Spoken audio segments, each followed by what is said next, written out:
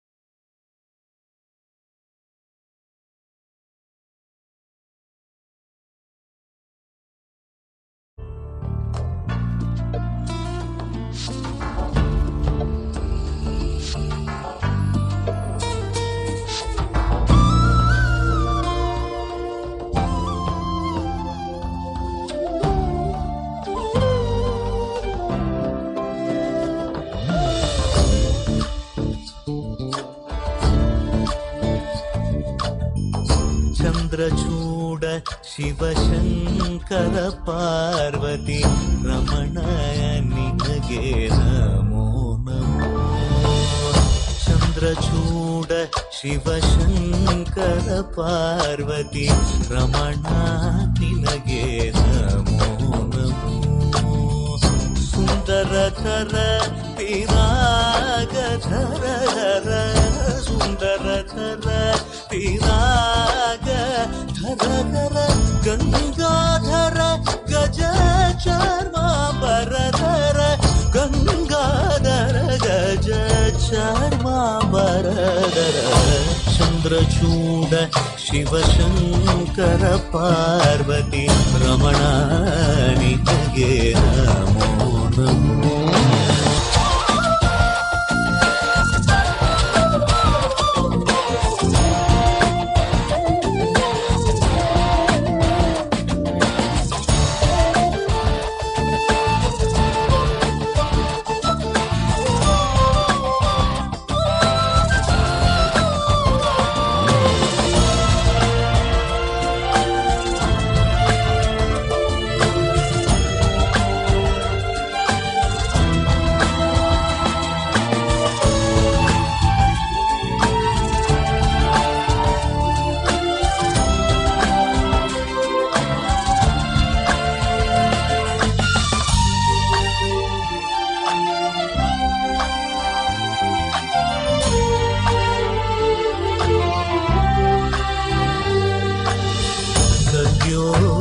जातमवदनं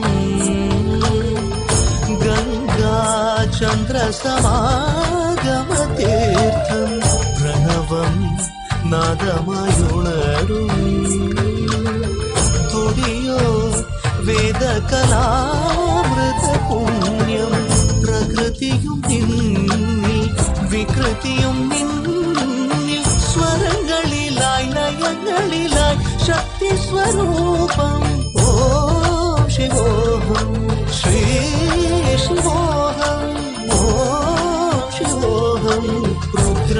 शिखरम्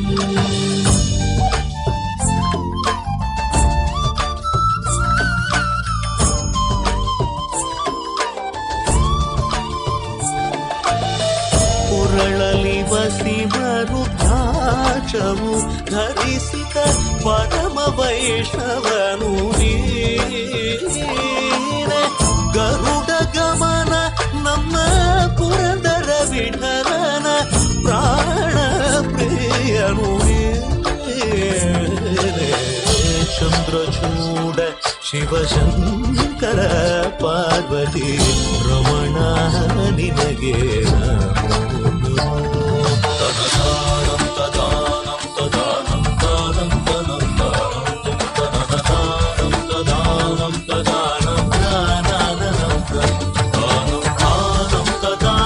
ತದಾನಂ ತದಾನಂ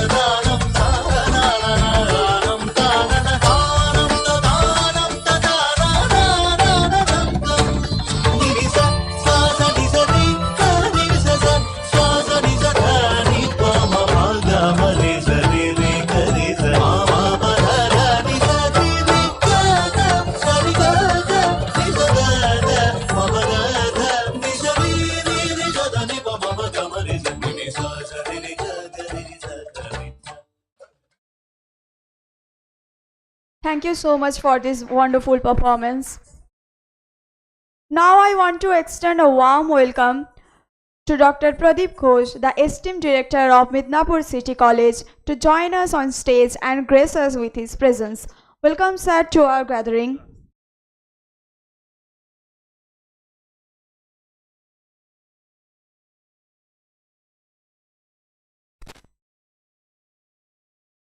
Our student will honor our esteemed guest with felicitations. Let's give him a hearty round of applause.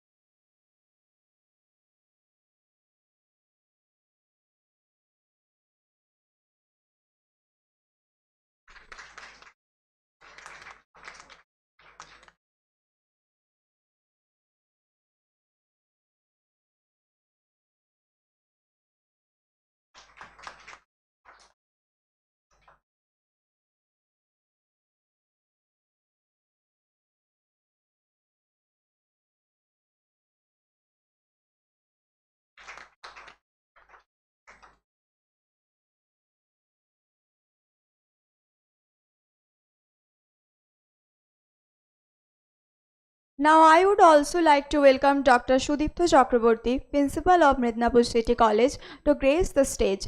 Sir, may I kindly invite you to take your place on the stage. I humbly request our students to honor him with their felicitations.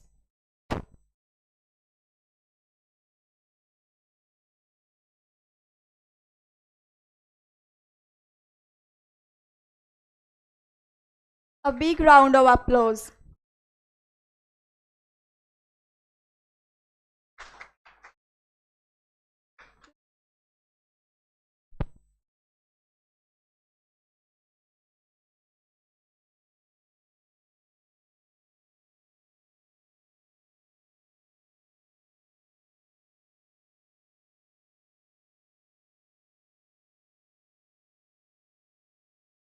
Now I extend a warm welcome to our esteemed guest, Professor Hrishikesh Senapati, Professor, Department of Education, RIE Bhubaneswar. I kindly request him to join us on the stage. Additionally, I invite our students to honor him with a token of appreciation.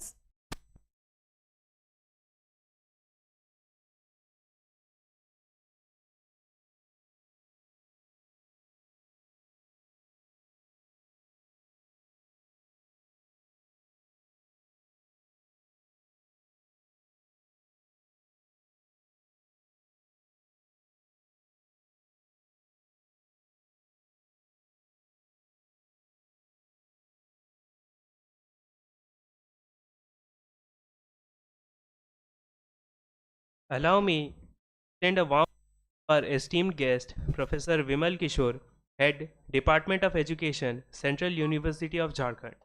I request him to please come on stage and take his seat. Our students eagerly anticipate the opportunity to felicitate him.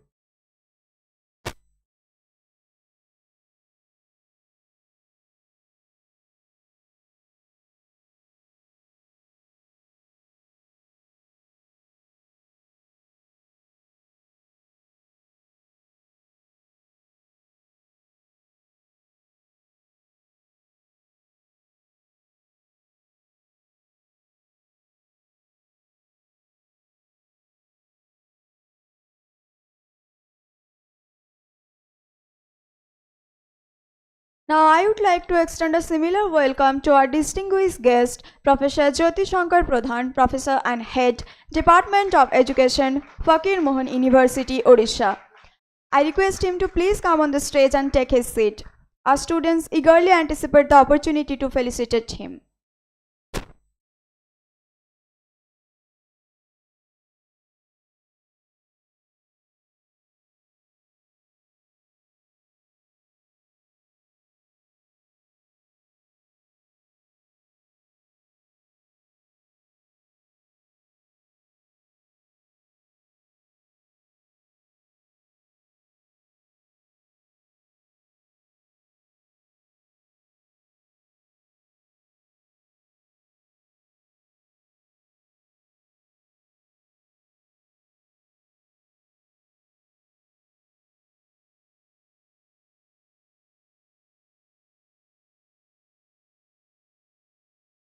Also, join me in welcoming our distinguished guest, Dr. Arunima Kumari, Assistant Professor, Department of Education, Jamshedpur Women's College, Bishtupur, Jamshedpur, to grace the stage and take her place.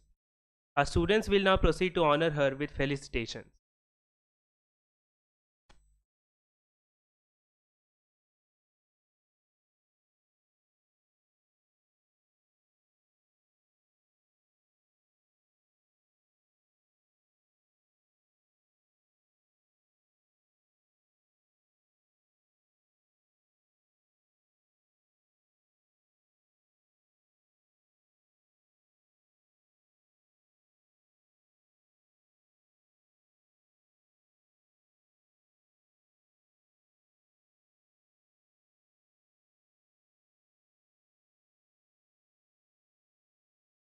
As we extend our warm welcome to our esteemed guest, we now prepare for the ceremonial lighting of the lamp. The radiant glow of this ritual symbolizes the illumination that will guide the path to success for our conference. It is with utmost respect that I invite our honored guest to participate in these momentous occasions. Kindly join us in this honored tradition. We express our sincere gratitude to you, our distinguished guest.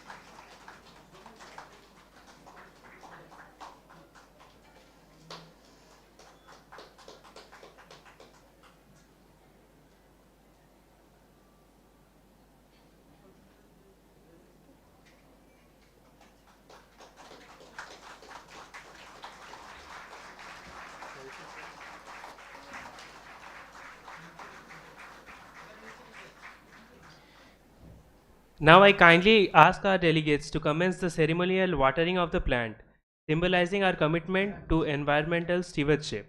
Through this gesture, our conference aims to convey a profound message of sustainability. We extend a heartfelt gratitude to our esteemed guests.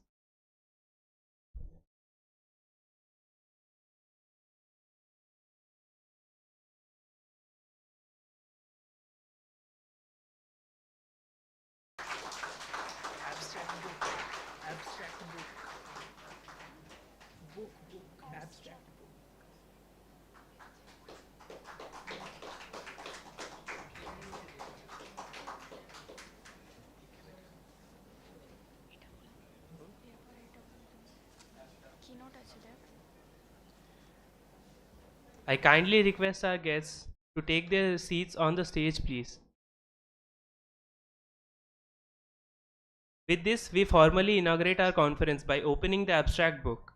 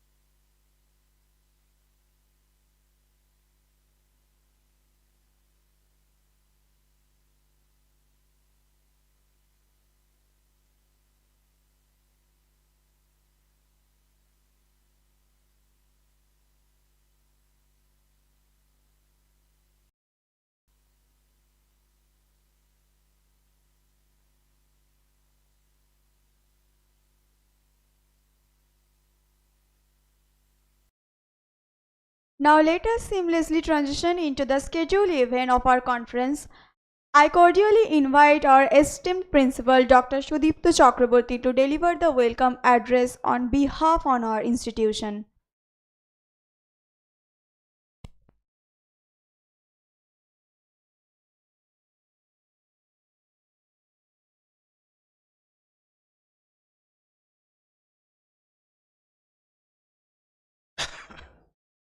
A very good morning and welcome to the one-day national seminar of Midnapore City College on empowering higher education in the light of NEP 2020, organized by Department of Humanities Education. Today I am feeling very honored as we have again been a part of the something enriching. This seminar is another feather that we have added to the crown of our college. Our college, Midnapore City College, has already grown to a galactic proportion. We are academically connected to various eminent institutions, both national and international level. We have our own research center. At the same time, various research projects are being successfully conducted by our faculty members. Our students also are securing important academic positions. Our recent example is Sonali Pradhan of BSc in Mathematics, who has been selected for an integrated PhD program at Tata Institute of Fundamental Research in Mumbai. In every field, academics and research, we have leaving our marks. In that respect, I want to cordially thank to Dr. Pradeep Ghosh, Honorable Director of Midnapore City College, for his constant support. Now I would like to welcome our honored guest. I welcome Professor Hrusikesh Senapati, Department of Education, Regional Institute of Education, Bhubaneswar, Professor Bimol Kishore, Head Department of Education, Central University of Jharkhand, Professor Jyoti Shankar Pradhan, Head Department of Education, Fakir Mohan University, Balasore, Odisha, Dr. Orunima Kumari, Assistant Professor, Department of Education, Jamshedpur Women's College, who are presently with us today, and I wish the seminar a grand success. Thank you. Bye.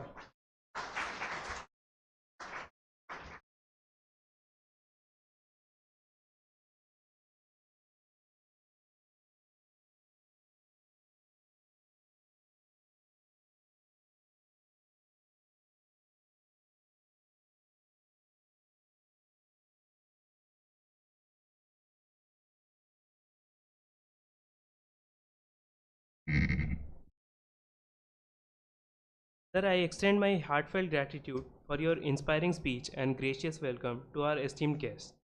It is now my honor to invite Professor Rishikesh Senapati, Professor Department of Education, RI Bhubaneswar, to deliver the keynote address.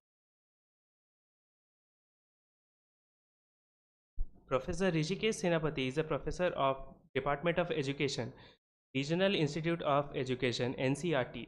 At the same time, he has been the head of Department of Extension Education, head Department of Education, Dean, Faculty of Education, Utkal University.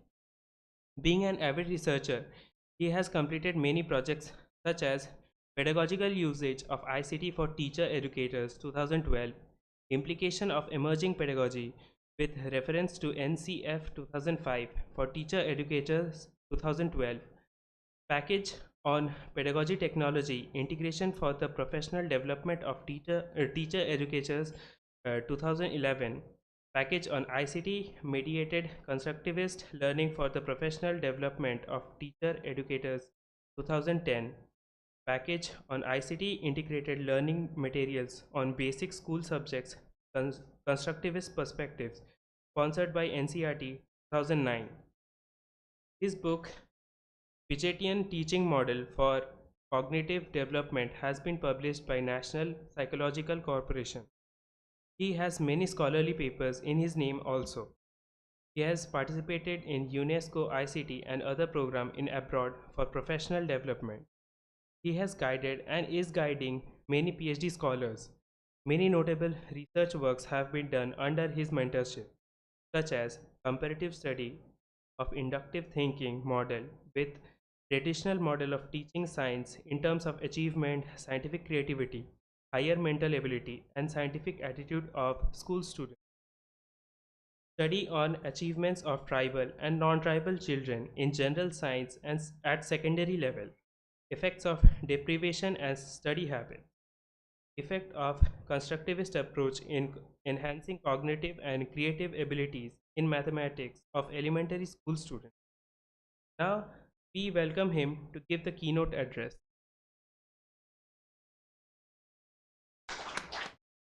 A huge round of applause for him, please.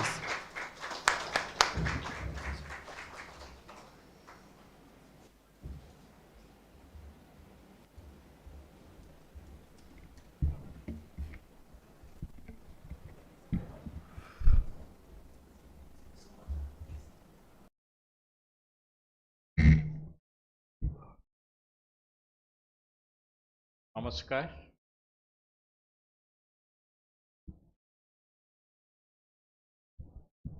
I'm really very happy to be a part of this incredible director,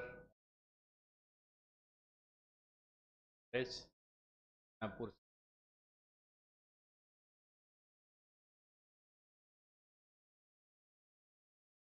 Principal of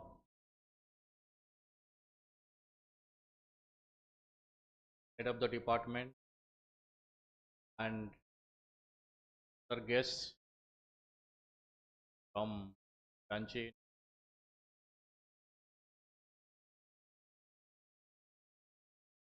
and faculty members, media persons, dear students.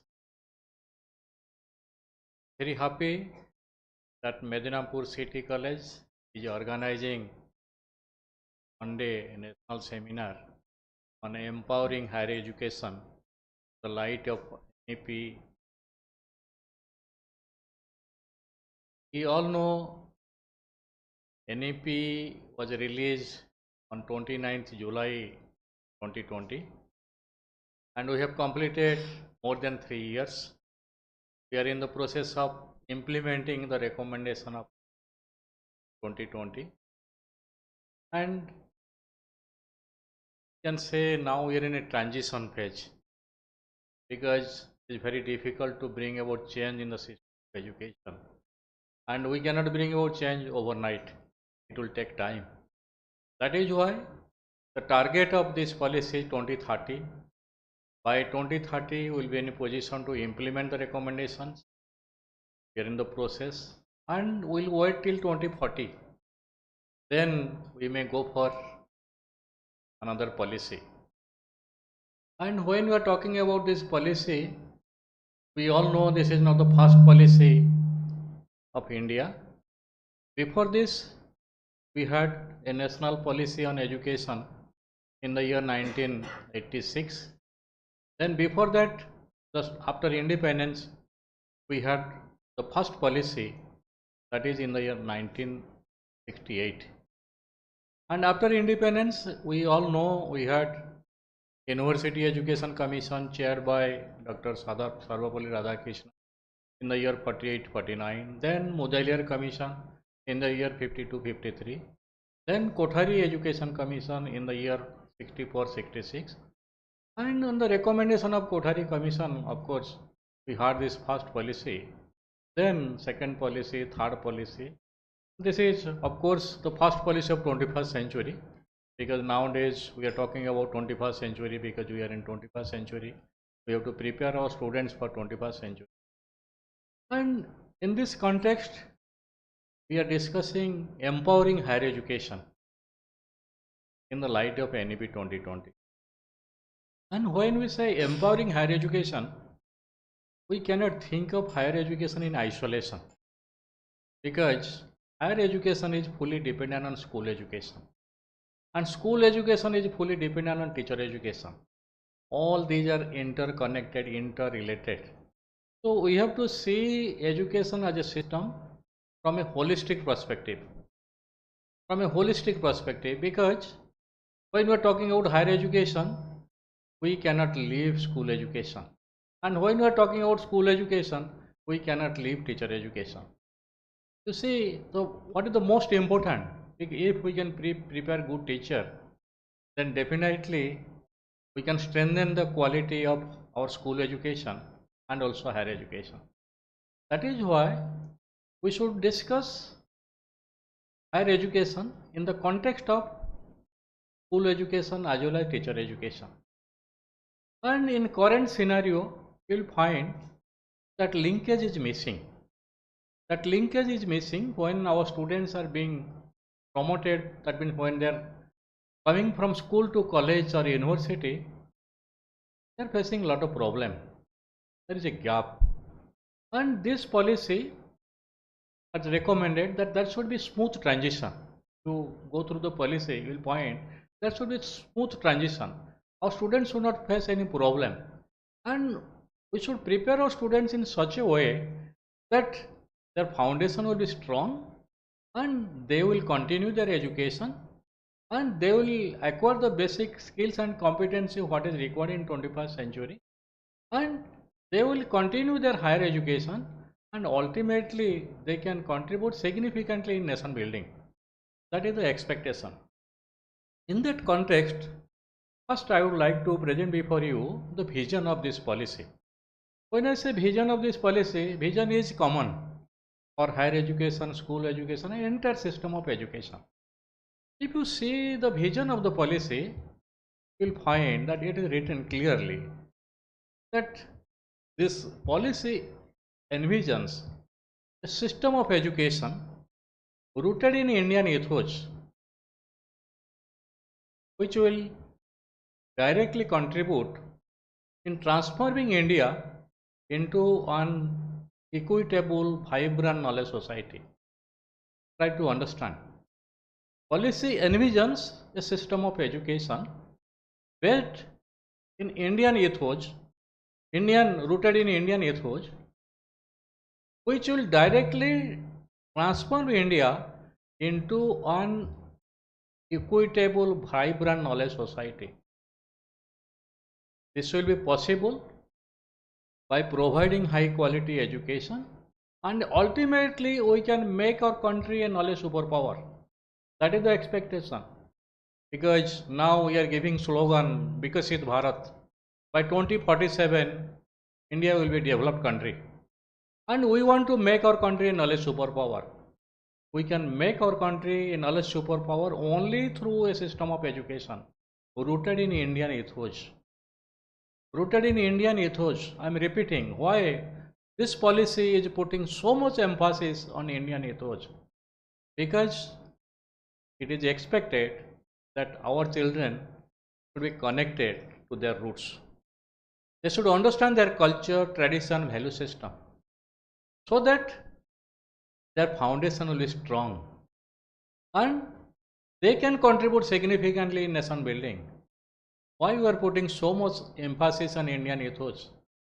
Because we all know our culture is very rich, and we all the time we feel proud that we are Indians, and the whole world is looking at India, because now we are growing in a fast rate, and our position, you know, that fifth economy in the world. And if you go back to history, see the system, it may be Takshashila, Nalanda, Vikramshila, Pallavi. That means all at that time students from other countries were coming to India, and we had a very rich system of education based on Indian culture. That is why all the time we say Vasudeva Kutumbakam Sarve Bhavantu Sukhina, because that is our philosophy, that is our way of life. We treat whole world as one family. That is why we say Vasudeva Kutumbakam. Taylor Commission, the International Education Commission, is putting emphasis on learning to live together. Learning to live together, one of the pillars of education, but that is not something new for Indians, not new for India, because that is there in our culture, in our tradition, in our value system, and all the time we think of others. That is why we say Sarve Bhavantu Sukhina, and that should be integrated into our curriculum. It may be school education, may be teacher education, higher education. It should be integrated into the entire system of education. That is the expectation of policy. That means we are going to develop a system of education rooted in Indian ethos, by which we can create an equitable, vibrant knowledge society. Why we are putting so much emphasis on this equitable, vibrant knowledge society? Because we know there is a diversity. India is a country where a lot of diversity, and students, that means you know, you are coming from different background. Some are coming from tribal background, some are coming from rural background, some are coming from even slums, remote areas, from aspirational districts, and some even we have Divyang children. We have different categories of children, and we have diversity in our country. That is our strength, that is not our weakness. Different culture, different language, different religion, and along with that we feel proud. Yes, we have unity in diversity, and that we have to strengthen, and that we can strengthen through a system of education. And that is why we are talking about equitable, vibrant knowledge society. And now it is high time we have to provide high quality education to all categories of learners, irrespective of their background. That they are coming from different background, no problem, no issue. We should provide them high quality education. All our students should get high quality education. That is there in the vision of the policy. That very clearly it has been reflected in the vision of the policy. The second one, if you see this vision, you will find this policy envisages that our curriculum and pedagogy, the curriculum and pedagogy of our institutions. When I say curriculum and pedagogy of our institutions, that it includes school, college, university, all other institutions. Curriculum and pedagogy of our institutions must develop a deep sense of respect towards fundamental duties and constitutional values. That is there in the vision of the policy. That means the curriculum and pedagogy, directly we are coming to the curriculum and pedagogy of our institutions. And curriculum and pedagogy must develop a deep sense of respect towards fundamental duties and constitutional values. Why we are talking about fundamental duties now? What problem we are facing? Because we all are conscious of our rights. We know our rights. We fight for our rights. Lot of agitation, lot of protest, because we are conscious of our rights. But at the same time, we have forgotten our duties and responsibilities as citizen of this country, as human being. We have forgotten our duties and responsibilities. That is why the policy has taken cognizance of this fact, and it has been very clearly mentioned that our curriculum and pedagogy must develop a deep sense of respect among the students towards fundamental duties and constitutional values. We all know in the eyes of law we all are equal. That constitutional provision is there, but in reality you will find there is a gap. There is a gap. We have to minimize this gap, and we have to make our children, make our students conscious of their duties and responsibilities. And when we are talking about duties and responsibilities, it is not related to cognitive domain. Our higher education system, our school education system, our teacher education system, even our technical, vocational, all system of education puts emphasis only one domain of the personality, that is the cognitive domain. We know the things, we have better understanding, knowledge, but we lack attitude, and we lack that fellow feeling, belongingness, love, affection. That is why now time has come, we have to strengthen our affective domain so that our children will be conscious of their fundamental duties and responsibilities. Our students in higher education institutions will be conscious of their duties and responsibilities along with the rights. That is why it has been clearly mentioned in the vision. We have to go beyond this cognitive domain. We have to create opportunity in our educational institutions so that we can develop the potentialities of our students. The potentiality what they have, that should develop from a holistic perspective. That is why NEP 2020 is putting a lot of emphasis on developing a respect towards fundamental duties and constitution. The third thing in the vision you will find, this policy, the vision of this policy is to instill a deep sense of respect, towards our country. That means deep sense of respect in being Indian, deep sense of respect in being Indian, not only in thought but in spirit, in our attitude, in our action, in our deed, in our intellect. We should develop, we should instill among the students a deep rooted respect in being Indian.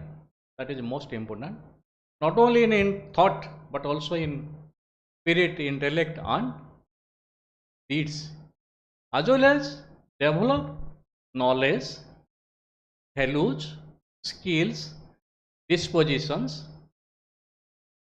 to support fundamental, that means human rights, sustainable development and global well-being, and thereby creating a real global citizen, that means global citizen in true sense.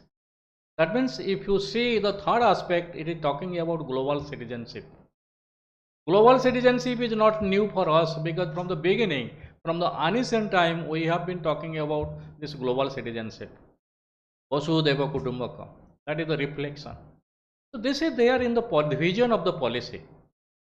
That is why we should understand what is there in this vision. If vision is clear, then definitely we can go ahead and we can do a lot. we can make our country a developed country, because now our vision is clear. And we have to promote our culture, our tradition, our value system. That is why I said in the beginning, we cannot think of higher education in isolation. If our foundation is weak, school education is weak, then we cannot strengthen higher education. In order to strengthen higher education, empower higher education, first we have to empower our school education, strengthen our school education, make our foundation strong. And in order to make our foundation strong, we need good teachers. We have to strengthen our teacher education program, both pre-service as well as in-service, so that we can really bring about a change in the system of education. That is why when we are policy is talking about a different structure of education, not only for only higher education, but also for school education as well as teacher education, different structure. I would like to highlight about the structure of education. And if you all might have gone through the policy, it is a very small document, not a big document, 66-page document. You can go through it, and you might have gone through it. And in here, it is talking about a different structure. Currently, what structure we have? We have 10 plus 2 plus 3 pattern of education. 10 years schooling, then plus 2, higher secondary 2 years, higher secondary, then 3 years graduation, then 2 year post graduation, then MPhil, PhD. Now MPhil has been discontinued, and PhD. But this policy proposes a different structure. Now we have 12 years of schooling, 10 plus 2. Policy is talking about 15 years of schooling. Let us understand why 15 years of schooling. Why we need 15 years of schooling. Then after 15 years of schooling, policy is talking about 3 years graduation as well as 4 year graduation. Policy is talking about 1 year post graduation and 2 year post graduation. Policy is talking about multiple entry, multiple exit, and academic, bank of credit, many things, very flexible in nature. Let us try to understand the structure. And when we are talking about the structure, let us start from the school, because we have to integrate school education with higher education so that there will be smooth transition. And first, our foundation should be strong. That is why NEP 2020 has proposed a foundational stage. Foundational stage means it is a 5 years, 3 years of preschool plus class 1 and 2. Now we start from class 1. Preschool is there, but that is not integrated. But now we put emphasis on foundation stage. 3 years of preschool will be integrated with class 1 and 2. This will be the foundational stage. What does it mean? Why so much emphasis? Because now all over the world, research, it is found that maximum brain development, that means around 85% of brain development, takes place during this early stage. It has been reflected in NEP document also. That is why if really we want to strengthen our higher education system, then we should strengthen our foundation. That means we should take care of our children at the early stage, because 85% of brain development takes place during this period. That is why we are talking about this foundation stage.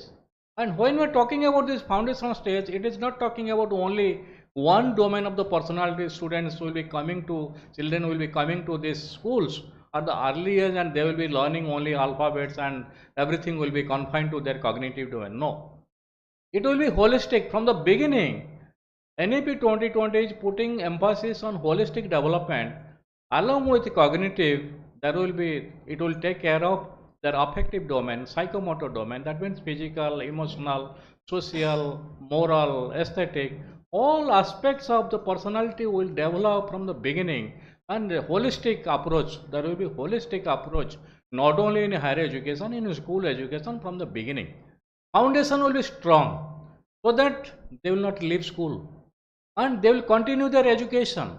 Now it is coming in the newspaper, our class 7 students, even class 6 students are unable to read the text of class 2, class 3, and they are unable to solve the problem of class 2, class 3. Why it is coming? Because our students are not having the basic skills and competency what is required, that means at that particular age or particular stage. Stage appropriate skills and competencies are missing among the students at the early stage.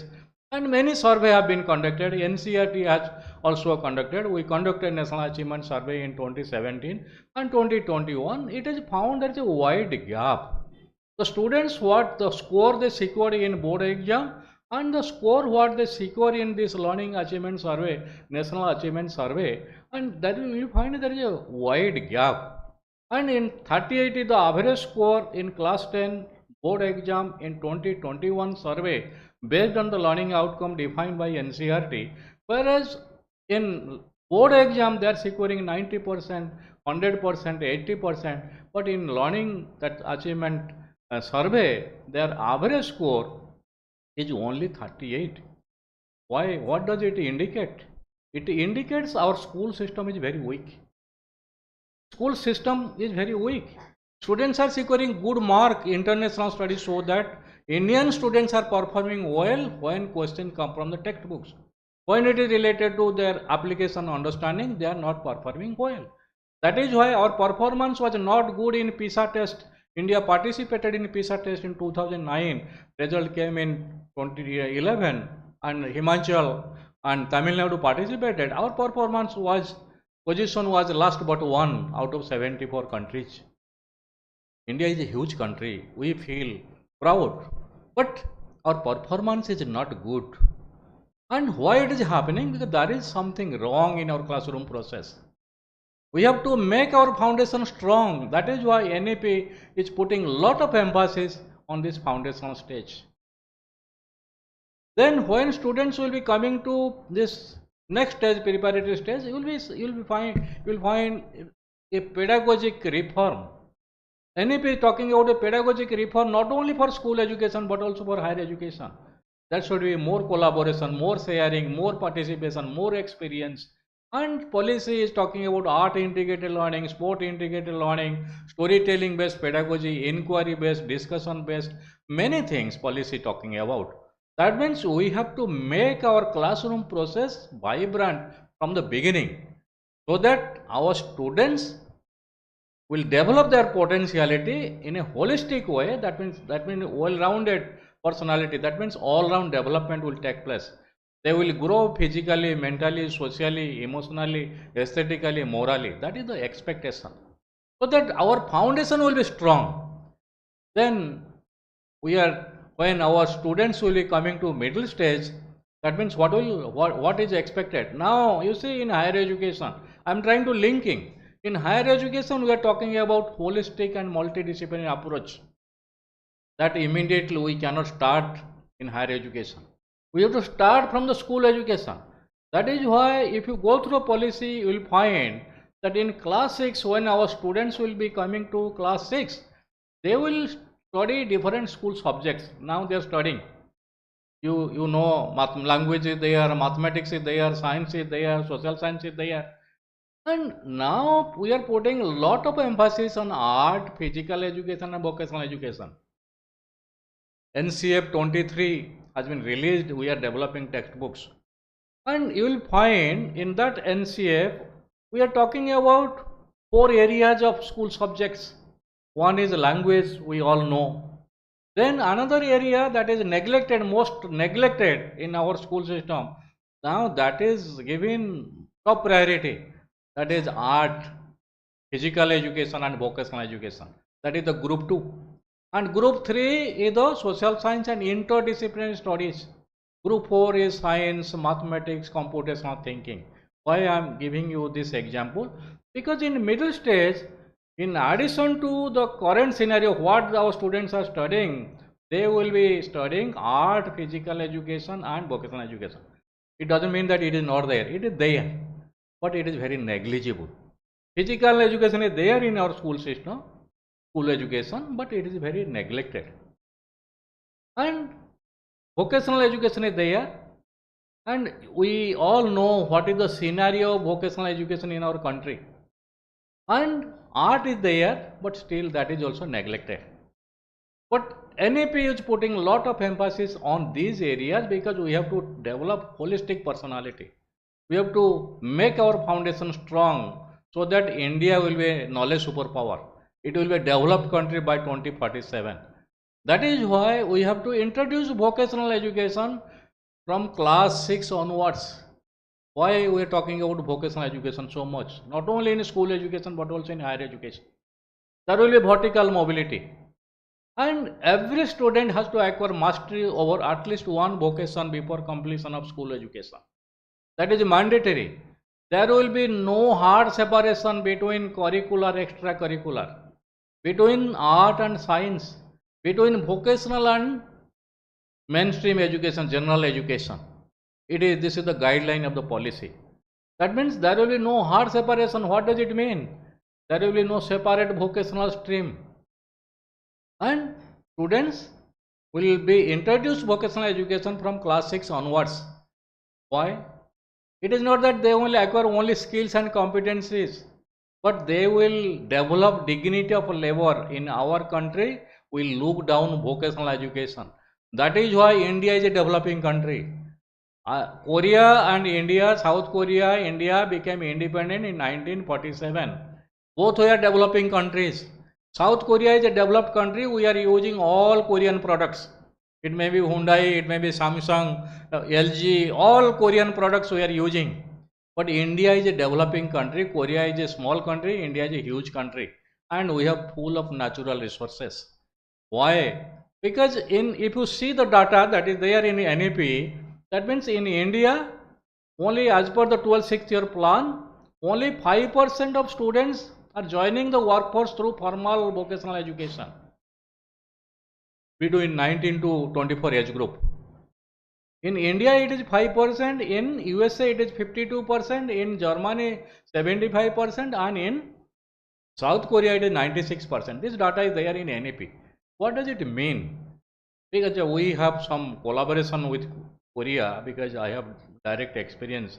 Many times I visited, and when I was director NCRT, we had signed MOU with South Korea, and they are coming to one of our regional institute, that is Bhopal, and we have very good understanding, and we visit, they come.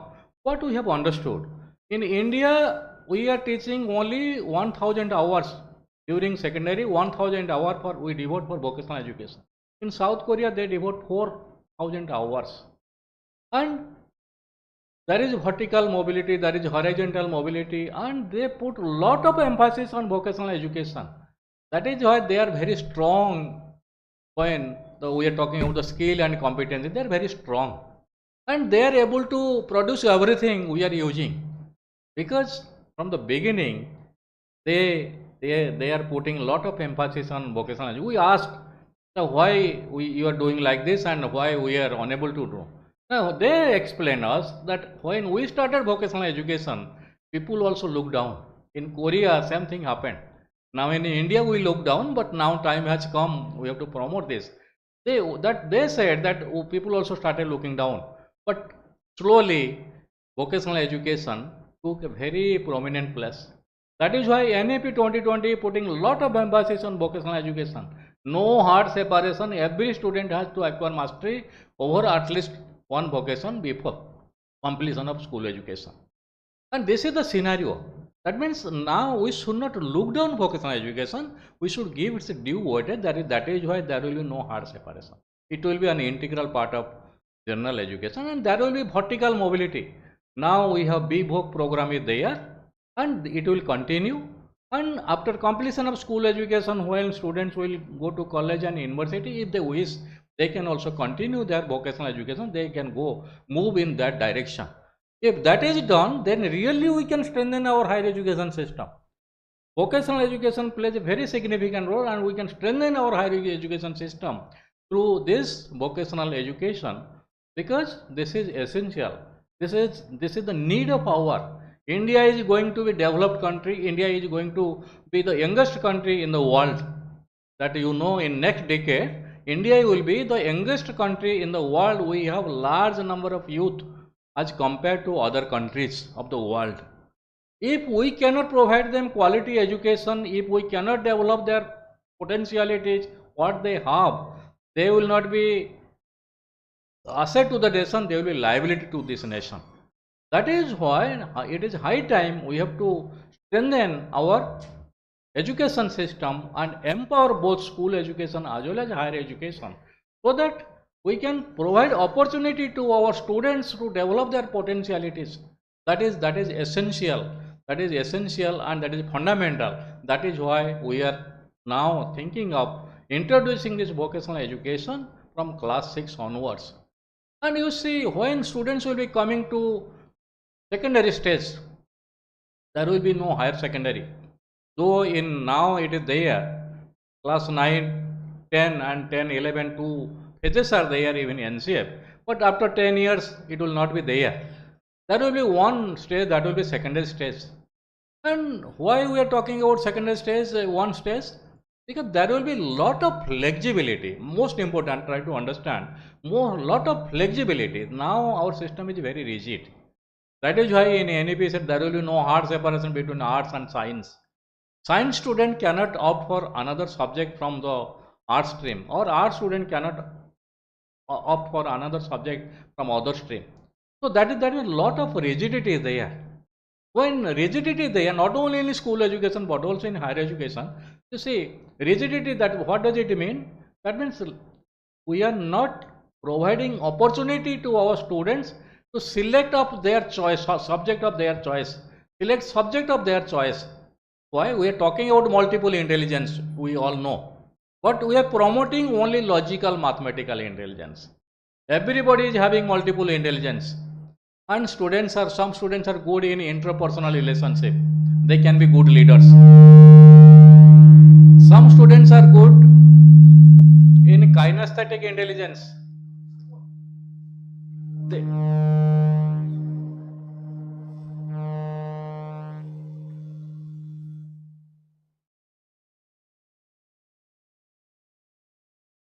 Some students are good in kinesthetic intelligence, and they have different type of potentialities, different type of intelligence.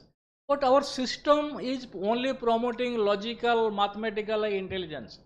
If someone is dull in math, normally we give the label that you are a dull student. And some states have also classified some of the students on the basis of their IQ.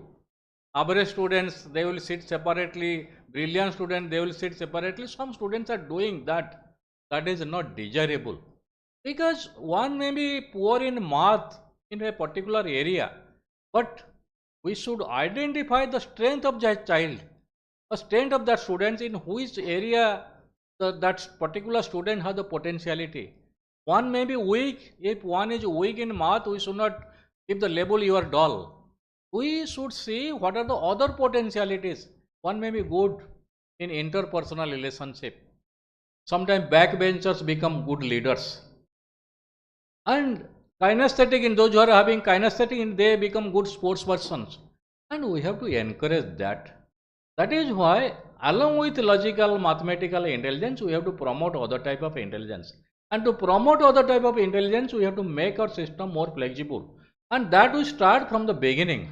That is why we are starting it from the secondary stage, so that our student will get opportunity to select subject of their choice as per their interest, as per their aptitude. So that when they will go to higher education, they can also continue doing the same thing, and they will get opportunity to develop their potentiality to the maximum extent. That is why we are introducing flexibility from the secondary stage. A lot of options will be there. Now options are there in class 11 and 12. But after some years, we will introduce this flexibility from class 9 onwards. It will be one stage, secondary stage, that is there. So this is the reason. And then now let us come to the higher education. When we are talking about higher education, we know the structure. That means it is now 10 plus 2 plus 3. Now policy is talking about 3 years graduation. Policy is talking about 4-year graduation. And policy is talking about multiple entry, multiple exit. Now we are talking about empowering higher education. And why this multiple entry and multiple exit, and how it is going to help us? because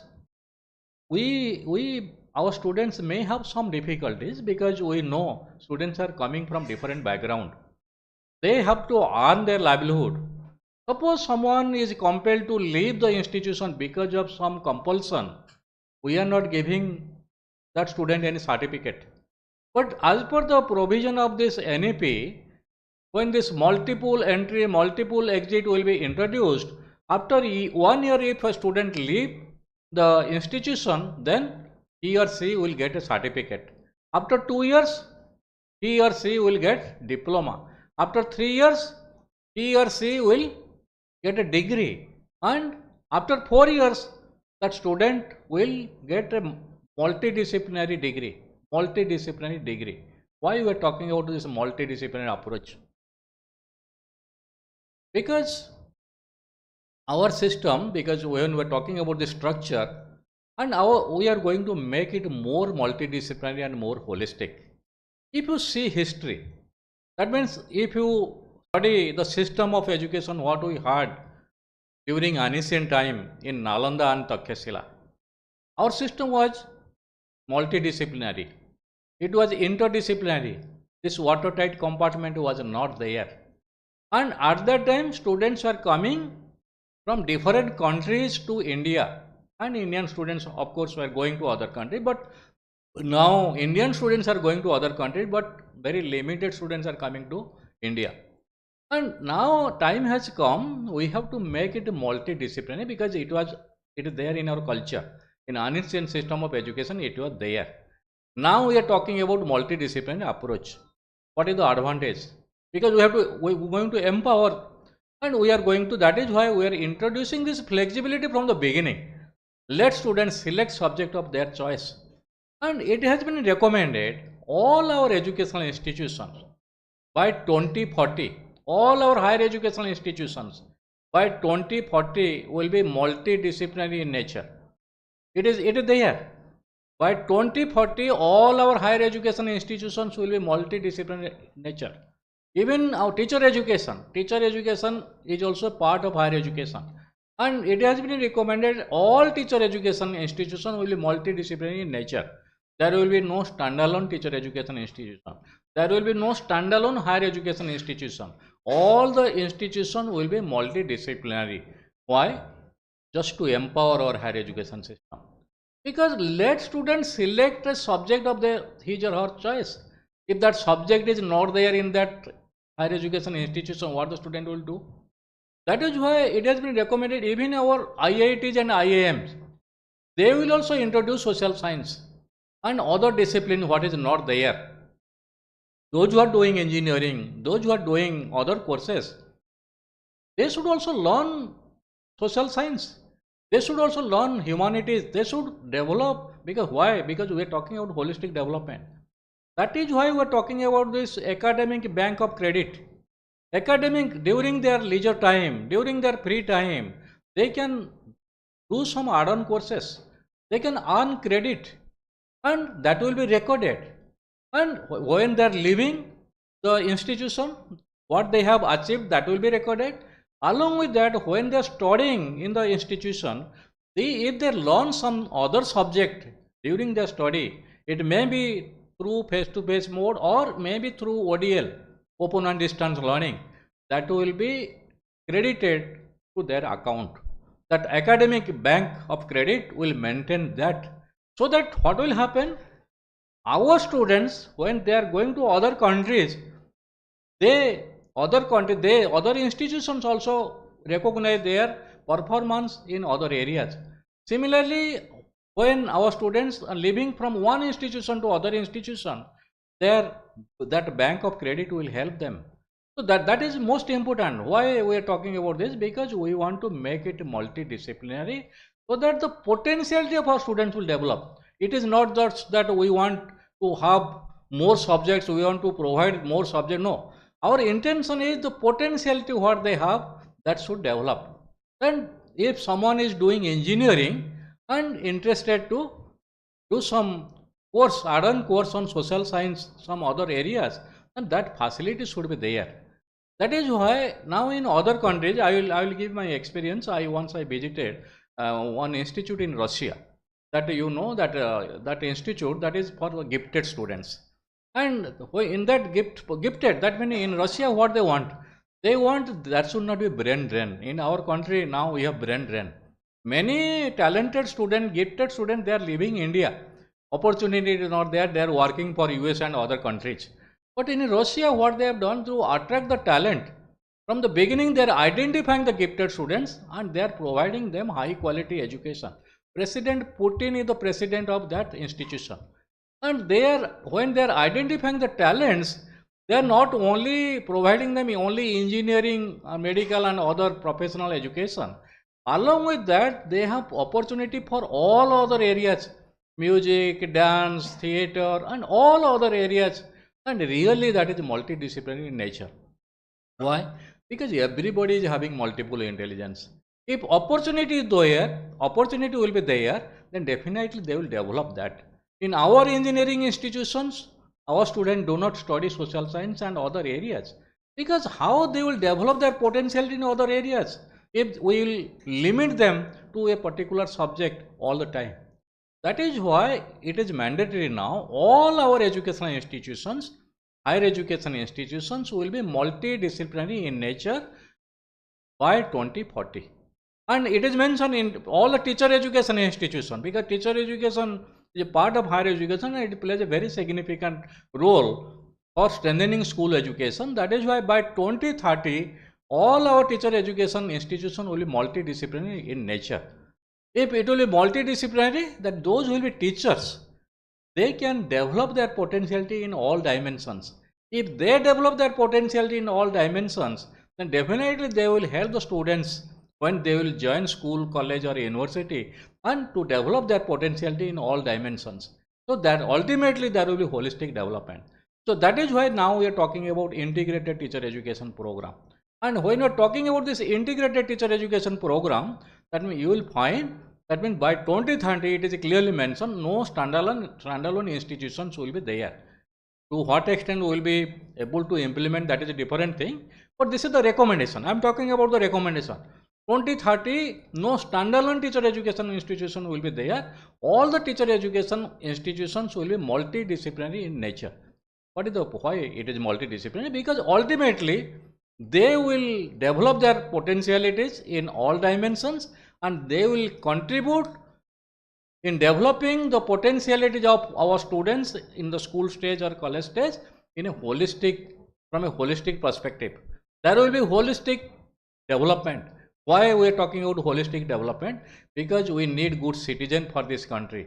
We need good human being and we need global citizen. That will be possible only through holistic education. That will be possible only through multidisciplinary education. That is why for this to start, to begin with, what we have done in NCF, you will find in NCF we are talking about these interdisciplinary areas. What are the interdisciplinary areas and why now we should put emphasis on these interdisciplinary areas? Because we all know how many students are committing suicide. Kota is the hub now. Why students are committing suicide? Why there is depression? Why there is emotional issue? Why our students are not emotionally stable? 20 years back, 30 years back, these issues are not there. It was very less. And now why it is increasing? And we have to address this issue, because there is some issue, there is some, it may be our joint family systems are not there. Joint family were taking the responsibility of our children and particularly taking care of their emotional health, and our students are not emotionally healthy and we have to make them emotionally healthy. That is why now we are talking about counseling, mental health, that is an interdisciplinary area. We are talking about technology across different subjects, that is another interdisciplinary area. We are talking about environment, that is another cross-cutting area, because every student should be conscious about this, conscious of this. And we are talking about Indian knowledge system. We are talking about values and disposition, and we are talking about inclusion. That is most important. When we are talking, why we are talking about inclusion? Because India is a diverse country. And our children are coming from different background. We have to provide them right type of education. And to provide right type of education, we have to understand their difficulties. What problem they are facing. The past, you think of the past generation learners who are coming to school and or college. They need love, they need affection, they need attention because their family background is different. So that is why we have to create in order to strengthen our system, make our higher education strong. We have to do. We have to create very conducive institutional culture. And in this NEP, if you go through this inclusive part, equity, we are talking about equity and inclusive. It is talking about school culture. It is talking about institutional culture. Why it is talking about institutional culture? When our students are coming to our institution, they should be welcomed. They should feel at home. They should feel at home. There should be personal rapport. We can, by doing that, we can really help them. We can make them emotionally stable. We can take care of our children if we feel for them. If we have concern for our children, concern for our students. That is why in NCF you will find that is one portion, one part that is about the school process and school culture. And in NEP it is talking about institutional culture. We have to create a very conducive environment so that we can really help our students to feel at home. When they are coming to our university or college, our school or any institution, they should feel at home. And to do that, we have to create an institutional culture. And institutional culture depends upon our relationship, what type of relationship we have among the colleagues, what type of relationship we have among the teachers and students, what type of relationship we have among the parents and students and teachers and the school authority. That matters. That is, it is not visible. It is not visible, but it implies that we have to create a good institutional culture so that we can make our students happy. If our students are happy, if they feel comfortable, then definitely they can learn in a better way. So that is why NEP, if you find this document is talking about institutional culture. You think of the children, the Divyang children. The Divyang children who are coming to our educational institution, they may be weak in a particular area, but they may be strong in other areas. That we have to understand. If we can understand that, then definitely we can help them. So that is why it is not their deficiency is not a problem. But what is a problem? Our attitude towards the children, attitude of teacher, attitude of other students towards the children is an issue. Similarly, the children who are coming from different socio-cultural background, it is not their intelligence level is low. What type of attitude we have towards other students, what type of attitudes we have towards the students who are coming from low socio-economic status, who are coming from geographical area, remote area, and that type of attitudinal change we have to bring about. That is why there is a need of creating an institutional culture in order to provide high quality inclusive education. Because we all know India has signed that document, World Education, that document that in 2015, that we have to ensure inclusive and equitable quality education and promote lifelong learning by 2030. We have to ensure inclusive, equitable quality education and promote lifelong learning by 2030. That has been reflected in NEP 2020. That is why we are talking about creating an equitable society. And that is why in higher education system, because you say higher education system is most important for our national development. And that is why when we are talking about this higher education system, you see what NEP has recommended. It is not talking about a change in our institutional structure. We have to spend more in research. That is why NEP is talking about research intensive universities, teaching intensive universities, autonomous colleges who will be given more autonomy so that they can develop their courses, they can develop their programs on their own. They will have the autonomy to bring about change in their curriculum and pedagogy. This affiliation system is creating a problem, and that is why autonomy should be there, and this multidisciplinary approach should be there, and we have to promote research. Why research intensive university? Because they are spending more time for research and teaching. Those who are spending less time for research, they will be teaching universities, but there is a flexibility. And I will give one example of research, and you see how much we are spending on research. How much we are spending on research? If you see the data, in India, we are spending only 0.69% of GDP on research. In USA, it is 2.5. In Korea, it is 4.2. In Israel, it is 4.3. Israel is a small country. They don't have natural resources. They don't have sufficient water, but they are best in agriculture. You see, it is because of their mindset, because of their hard work. They are spending a lot on research, investing 4.3% of their GDP on research. And India is a huge country. We are investing only 0.69% on research. So that is why, in order to empower our higher education system, we have to spend more on research. Spend more on research. That is the need of hour. If we spend more on research, then definitely we can bring about a lot of innovation in our system. We can improve the quality. That will help us in innovation. That will help us in creation. We can create, we can innovate, we can do something better. That is why we should understand this.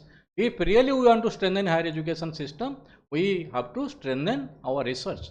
That is why it has been recommended there will be a foundation, National Research Foundation. Similarly, we have to take advantage of technology. There will be this technology forum. We have CIT in NCIT that is working for school education. But this technology forum will take care of both school education and higher education. And when we are talking about this research foundation, it will not take care of only providing grant, but it will coordinate the other agencies who are providing grant, and it will promote quality research keeping in view our need and requirement. There will be multidisciplinary research, collaborative research, institutional research, not for the research for the sake of research or only for degree. So that is why NEP is talking about many things, about institutional structure, about the multidisciplinary approach, about this inclusive education. That means those who are socially, economically disadvantaged, they should be provided quality education, they should be provided scholarship and other incentives, and other more institutions should be established in these areas, so that we can really empower higher education in true sense.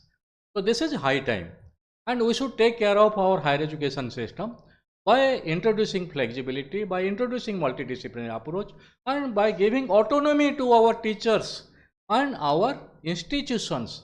You know, Finland is doing well in education. Why? If you go there, you will find, if you see the literature, you will find lot of autonomy to the teachers. There is a curriculum framework, but they have the freedom to bring about change in their curriculum. They have to bring about change in their pedagogy. They have full autonomy. Now we are talking about giving autonomy to our autonomous colleges. That means in future, this affiliating system will not be there.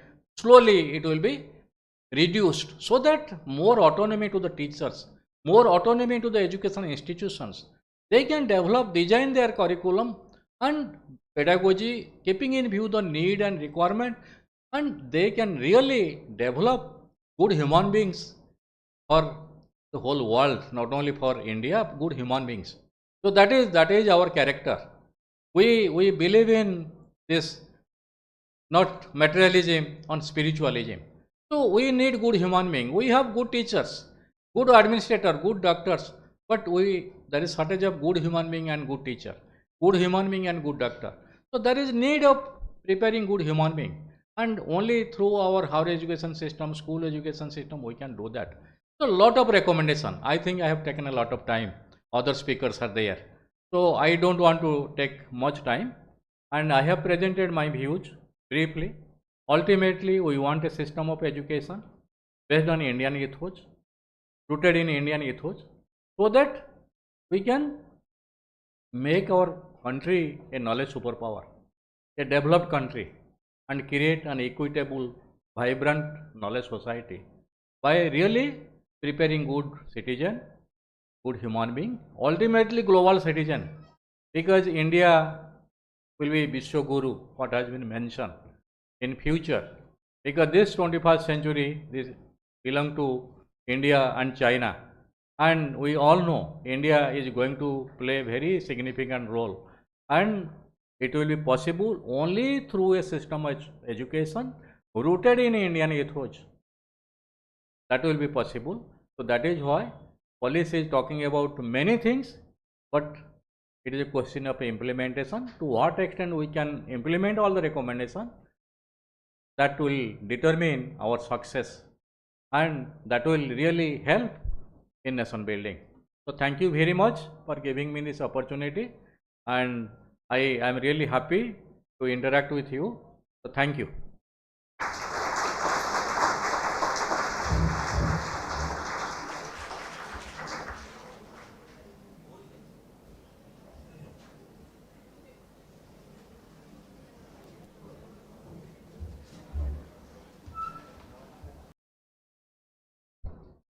The moment has arrived for the commencement of our lecture session.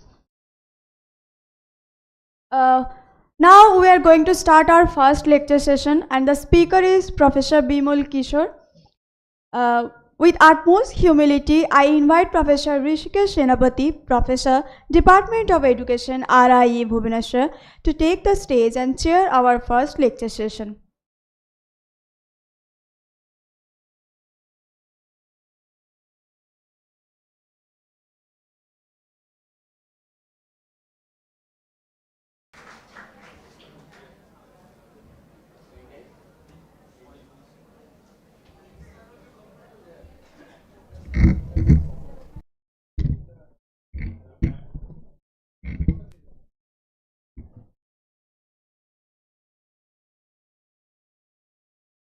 Yes.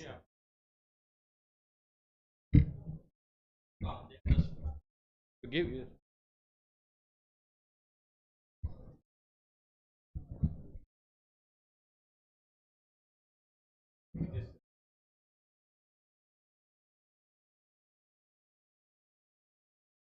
Uh, Thank you very much for giving me this opportunity to chair this session. And in this session, Dr. Bimal Kishore going to make a presentation. And just I would like to introduce Professor Bimal Kishore. Bimal Kishore is presently working as a professor and head of the Department of Education at Central University of Jharkhand, Ranchi. With an illustrious career, he has previously held key roles as the Dean of the School of Education and School of Mass Communication and Media, as well as fulfilling the responsibility of finance officer within the university.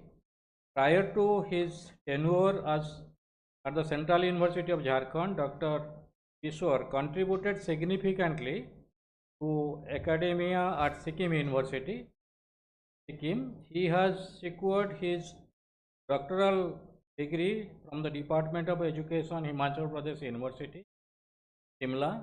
He has participated in several national and international where he has presented insightful contributions. Dr. Kishore has made substantial scholarly contribution to the publication of over 4 dozen research papers, esteemed national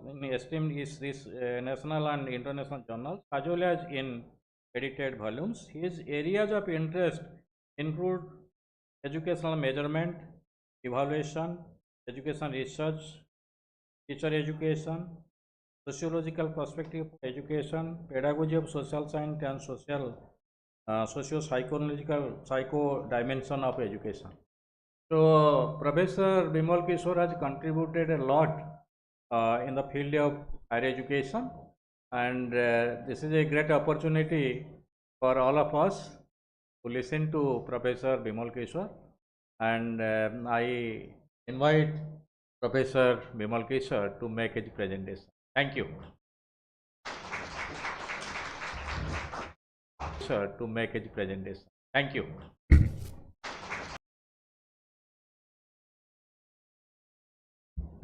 Namaskar. A very good afternoon to all present here. First of all, I would say my sincere thanks to Dr. Pradeep Ghosh, Director, Midnapore City College, Dr. Sudipta Chakravarti, Principal of Midnapore City College, Vice Principal Dr. Kuntal Ghosh, the convener of this seminar, Mr. Prasanta Kumar Ghataji, the organizing secretary, Mr. Jagannath Samantaji, the whole team of this, the organizing of this seminar, different heads of departments, Midnapore City College, my Guruji, Dr. Professor Senapati ji, former Director NCRT New Delhi, Professor Jyoti Prakash Pradhan ji, Dr. Arinima from Women's University Jamshedpur, other faculty members from different departments, Dr. Ajay Babu from Vidyasagar University, research scholars, or maybe different delegates, those who are going to present their presentations here today in this one-day seminar, the students of Department of Humanities or Education, the students from different departments who are already present here, or maybe some of the other students who are now participating in this one-day seminar as a volunteer, maybe in the cultural programs or other things. They have different that committees here. So thank you so much for giving me opportunity to interact with you, the people here, in this one-day seminar on empowering higher education in the light of National Education Policy 2020. So when this seminar is on this empowering higher education, so one question is coming in our mind: why there is need for empowering the higher education?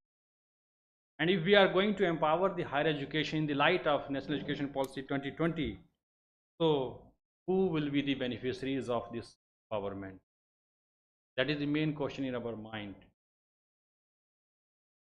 As Professor Senapati sir has told, that this empowerment of higher education is not in isolate. There will be a empowerment requirement at the foundational stage also.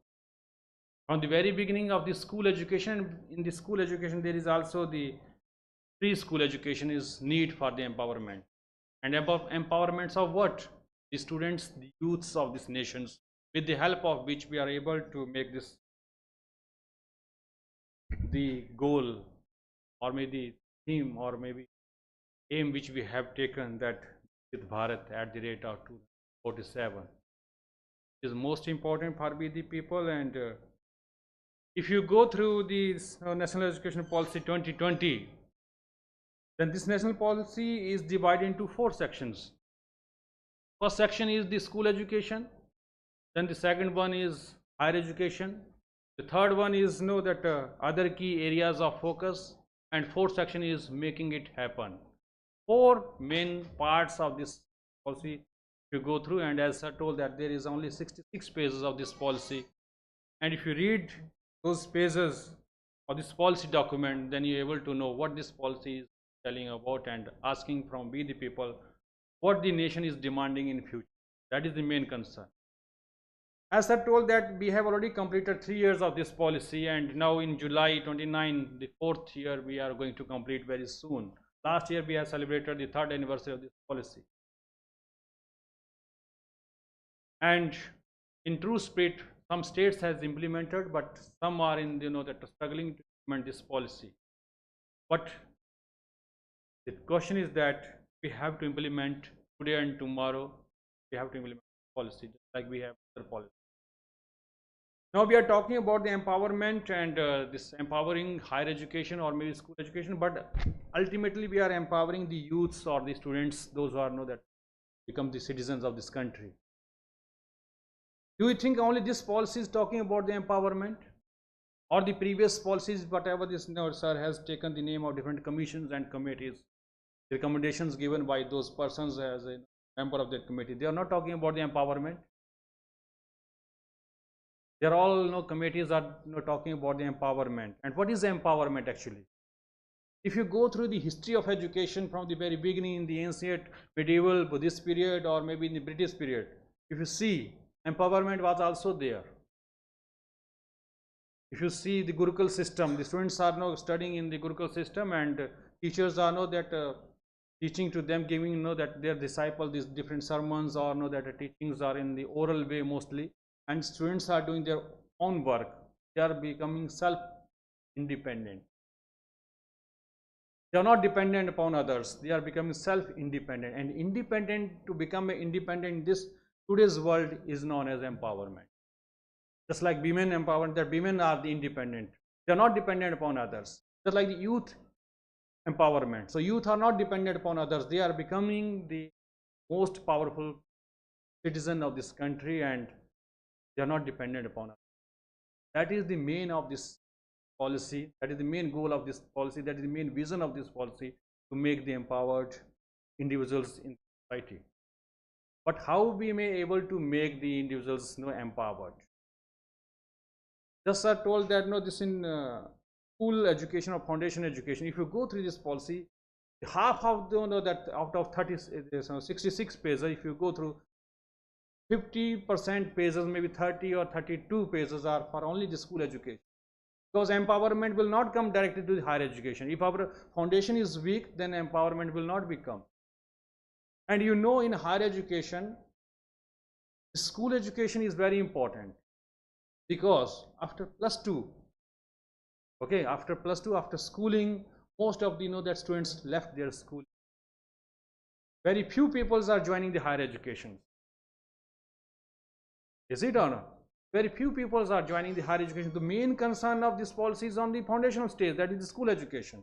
But this higher education is also very important, because we as individuals of higher education, we are making our school education in such a way that students may be involved and dropout rates less, so that they may not able to left their schooling after +2. But anyhow, that period is also the certain storm.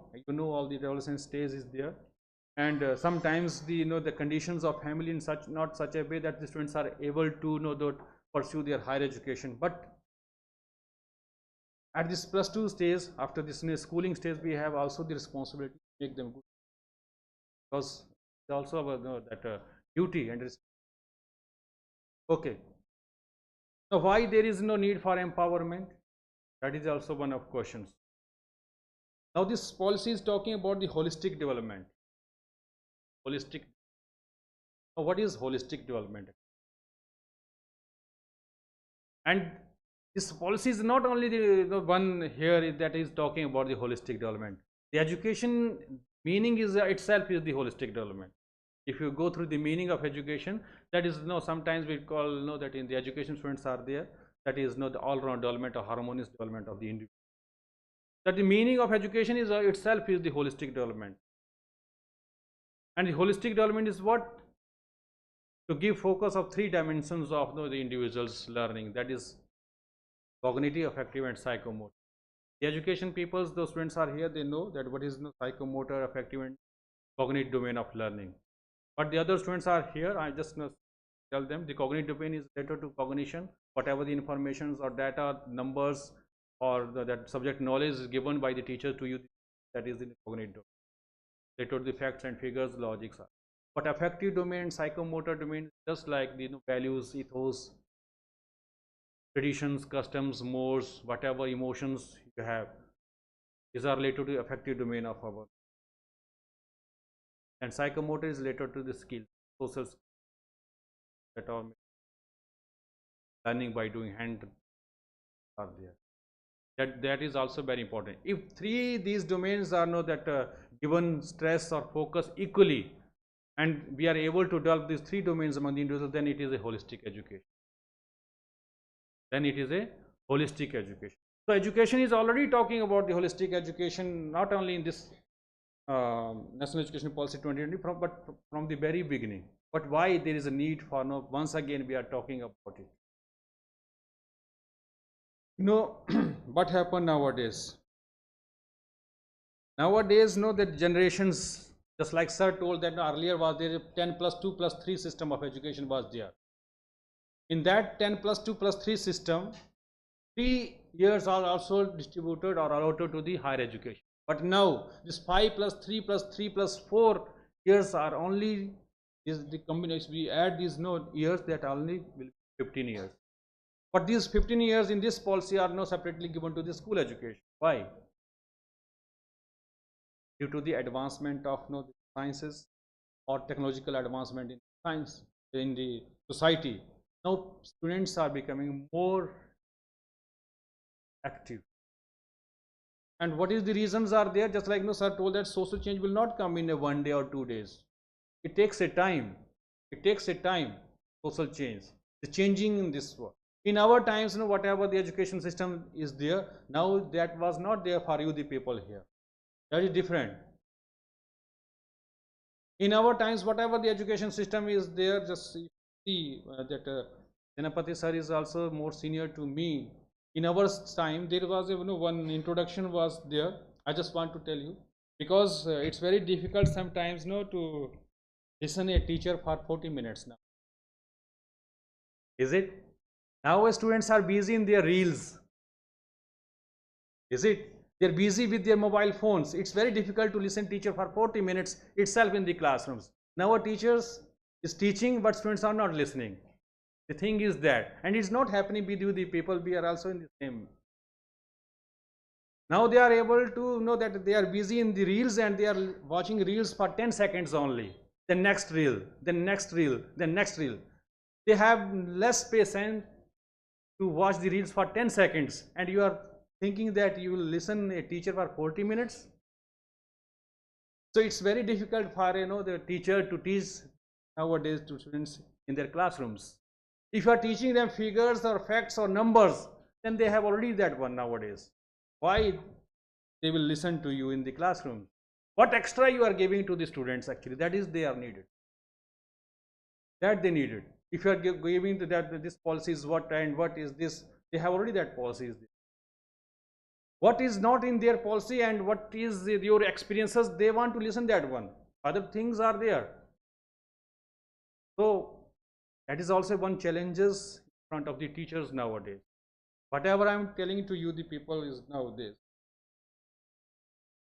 Infrastructure facilities are very much with right now. Everything is with you, the people right now. You see the classroom, the seminars or your classrooms are all are no infrastructure world, technological enabled classrooms are. In our times, one teacher joined higher education in graduation in Delhi. So introduction was going on there. So one student has come and after doing his +2, he came on the stage and said, "My name is this and I studied in Delhi public school." Another teacher student came and he said, "My name is this and I studied in Mount Carmel public school." Another one come, I studied in St. Xavier's public school. So the students are giving their introductions. One student came from the rural background and he went to the stage and say, "My name is this and I study in St. Boris public school." My name is this and study in St. Boris public school. He said in such a way accent he used.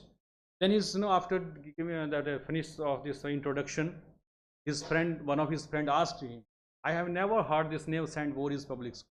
Where it is?" He said, "Sand means wraith and Bori means tart. So I took the Bori from my home and that's on red and this wraith, that on sand I am sitting always." So there was no desk or benches at that time. The empowerment is there just like. But they have the determination, self-determination among the individual to become a good citizen. Nowadays what happened?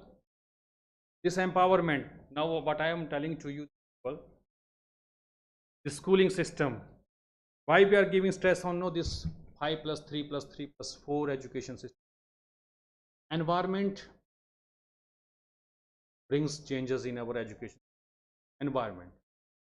Now at that time when the schooling was started at the age of 6 mostly, and the English this book was started in the class 3, or maybe computer was not there. Sir, maybe sir has not studied computer in the whole up to graduation level. I think I have not also not studied the computer up to graduation level.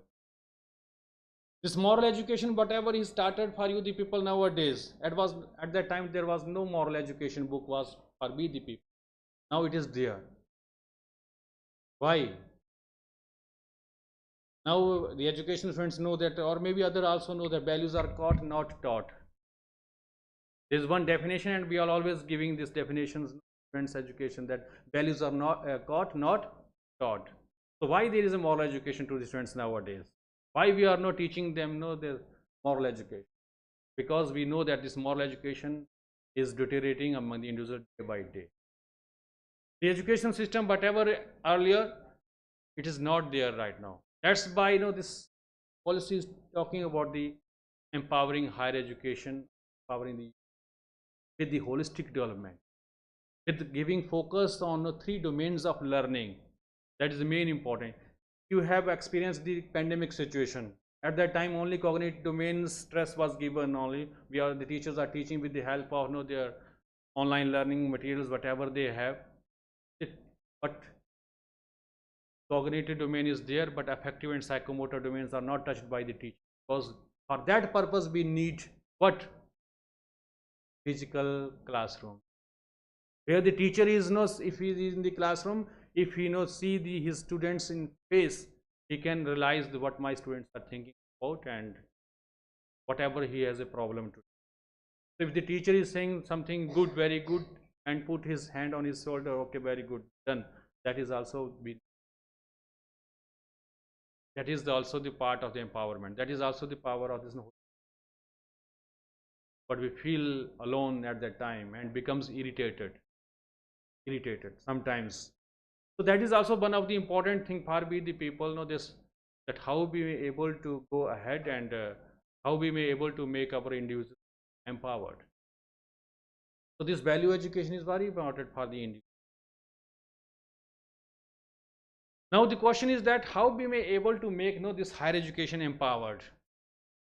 That is also one of the questions in front of the teachers particularly, and as a student are you the learners are not the same learners as it was the earlier times.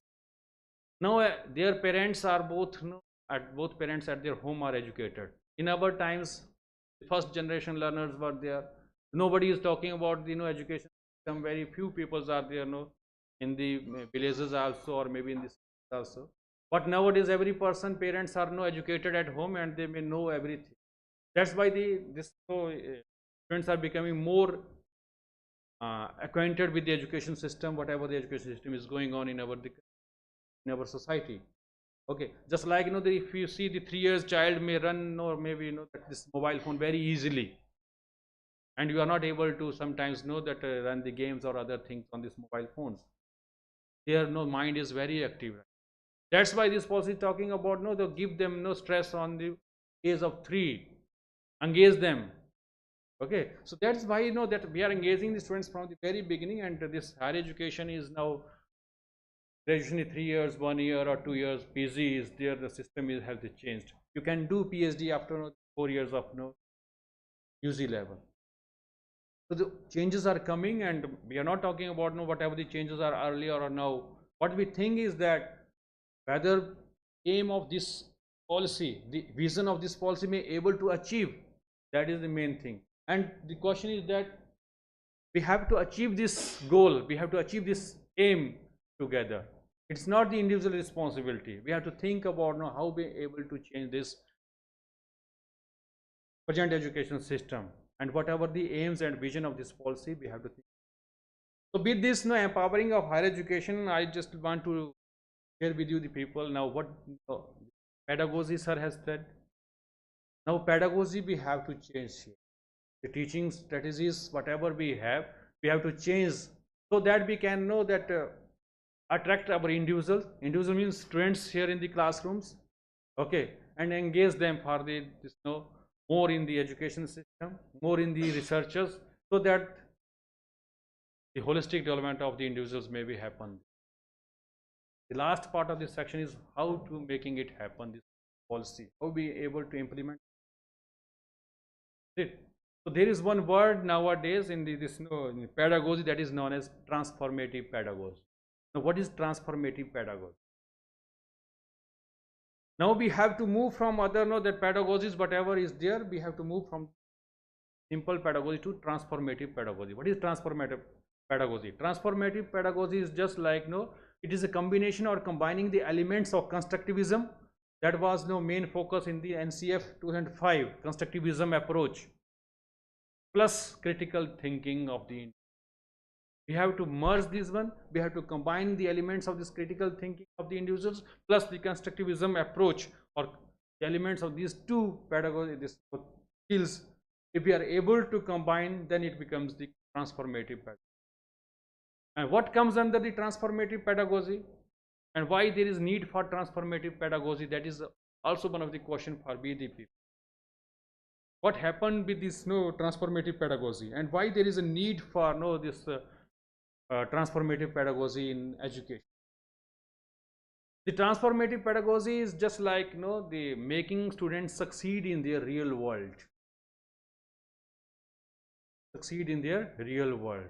So after taking the education, whether it is a school education or maybe the higher education or maybe other type of education, that is a professional education, the main focus of our getting the education is to become a successful person in the real world. Is it or not? To become a good citizen, good individual, good human being in the real world. And if you are becoming a good human being, good individual, that is only your self-evaluation.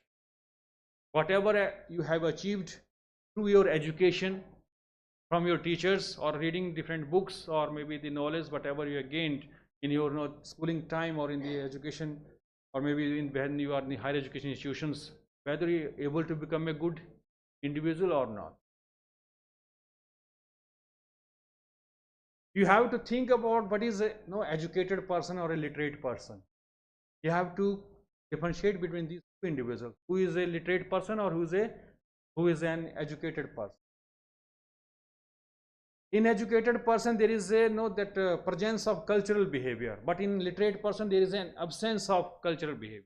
Now what is this cultural behavior?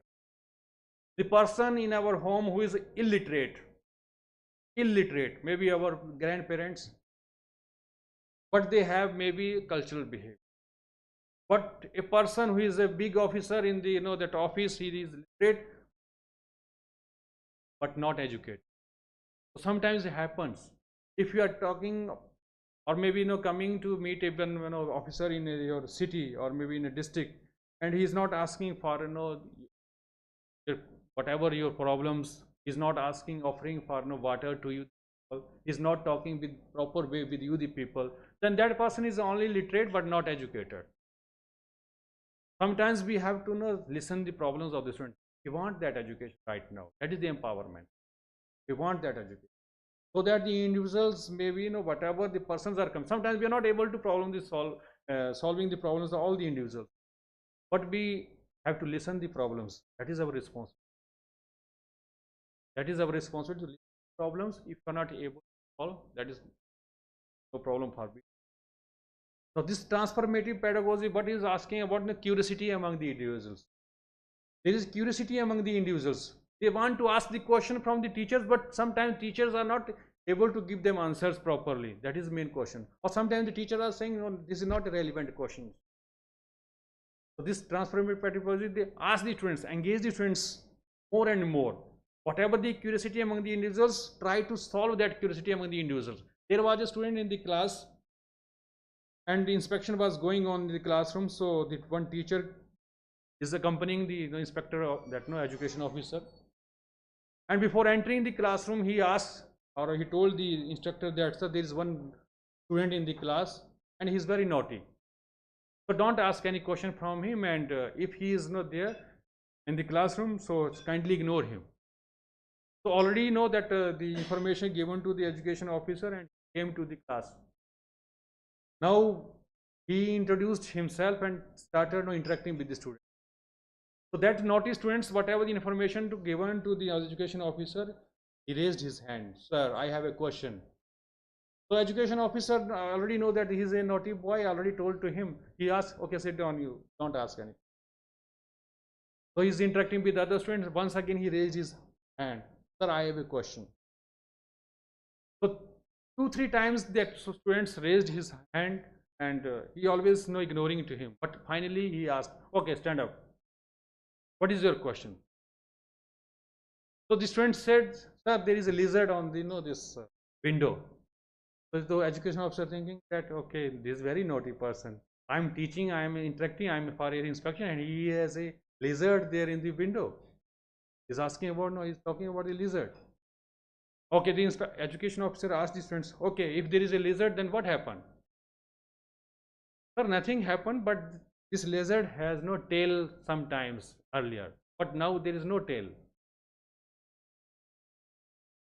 So the education officer said, okay, no tail. But sir, after some time, this lizard has a tail once again. Okay, so what is your question, the education officer? Sir, my brother was working in that grass cutting machine, and one day his finger was cut down with machine. But his finger is not growing once again. But this lizard tail has growing up. So why my brother that finger is not growing up once again? Why is it not growing? That is the main question of that students. Now what this teacher is will able to say? Nothing. He has no words to say. Students. Now how he able to know that tell these students that why this is happening? What is the biological process behind this tail of coming the lizard again and again? Why the finger of that student that his brother is not coming again? So that is the question. Then we have to give the answer to students why that curiosity has arouses among the students. So sometimes the students are asking some questions. The questions let them ask before question. That is the main this constructivism approach is there. Let the students think what is in their mind. Let them know that critically think what is happening in our society. Let them merge those whatever the society is not able to do, or whatever is going on in the society, and let them merge that knowledge, and then discussion is going on in the classroom. Let them do. That's why this flipped classroom was there. Let the students read the material. Let the students go through the literature. Then discussion will be in the classroom. So more discussions, more answers, more that fruitful learning among the Indians. That's why this policy is saying that learning to live together. Just I told that peer learning is very important. Then this learning to do, learning by doing, that is also one of the important thing. With the help of that learning by doing, we may able to achieve our goal, and that is the main aim of this policy. If you want to become a really empowered individual, if you want to become a really empowered youth, then focus on learning by doing. That is the main thing. Learning by doing helps us to understand everything very that critically, and if we learn, then we are able to do. If you want to run a bike, if you want to ride a bike, and if you are thinking that after reading the theory I can able to ride the bike, then it's not possible for me. We have to ride a bike actually. That is the main concern of this point. That let the students engage in their life experiences. Let the students to learn whatever is there. So this transformative pedagogy is also talking about all these things. So need for transformation is also important for whatever the traditional pedagogical approaches we are talking about, the lecture method or other methods. With the help of that, when the students are passive listeners, now students will not be able to passive listen. Nowadays, whatever is happening in the private schools, nowadays, just one line I will say, time is, nowadays, this homework is that ignored in the school, homework. Sometimes policy are also saying, sometimes that education is that homework should not be given to this. But now, after this policy came, and present generation is there, And after particularly this pandemic situation, when this pandemic situation came and we involved more in technological advancements, that is mobile phones or no that YouTube or other things are involved. Is it or not? The changes whatever is right now, whatever the knowledge now right now for we the people regarding this no Google Meets technology, know that how to use this Zoom, how to make a YouTube channel, how to make know that reels, whatever the technological advancement among we the people right now, it will take maybe 5 years more if there is no pandemic. Is it or not? It may take more 5 years ahead, so that we, but before this pandemic we may able to know more and more things and involve all the things. Now why I am talking about this? Now after coming home, the kids, small kids are that always busy with their mobile phone. Is it or not? Parents are also sometimes, why will say the kids are only that responsible for all those things? If we will give them homework, so at least 1 hour, 2 hours they will be busy in their at home. They will not touch the mobile phone because they only feel fear from their teachers. So they have to present their copy. Only handwriting pages may be able to give them. I'm not saying that sometimes we have to give them more work or something. Only handwriting pages we may able to give. Only some material may able to give them to write or learn all this. Only may ask them to write one paragraph on any one topic. In such habits we may able to give them. So with the help of that, they may able to involve and set aside their mobile phones for some time. So anyhow, this transformative pedagogy is a new concept for you the people. Just when you will get the time as a higher education student, so go through this transformative pedagogy and you will read there just like virtual reality, artificial intelligence, gamifications, flipped classrooms, blended learning. These are the main new pedagogical approaches with the help of which nowadays we are teaching students, and they are busy with those that engagement is there more for the student. That is the main concern of for we the people. So with these words, I would say that thank you so much for listening me and giving me opportunity to interact with you the people for a few moments on this particular topic on national education policy 20. And today and tomorrow we have to accept this policy. There is one book written by Shiv Khera. Have you heard the name of Shiv Khera?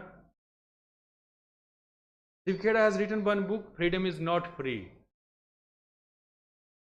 But there is one line under that title as written, Freedom is Not Free. If you are not the part of solution of any problem, then you are the problem. If you are not the part of the solution of any problem, then you are the problem. The main thing is that if you are not able to involve ourselves for empowering our youth or making the education more fruitful for the coming generations, then we are the problem for them. So try to become a solution for the coming generations. With these words, thank you so much for listening me for this important topic on me. Thank you.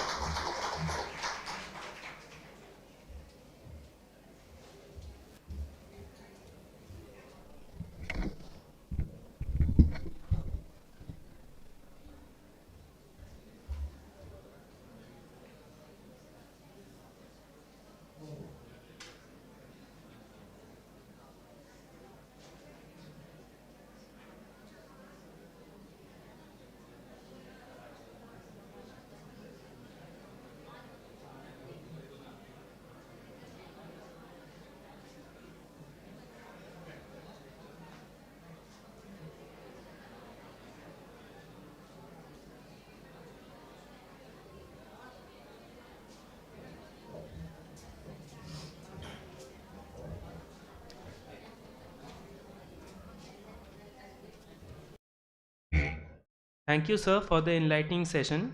Let us now break for lunch. Following our meal, we shall proceed with the second lecture session. I kindly ask all the attendees to promptly return to the hall after lunch. And the participants of poster presentation, shall go to room PS 107 of this building. Thank you. In the ground floor.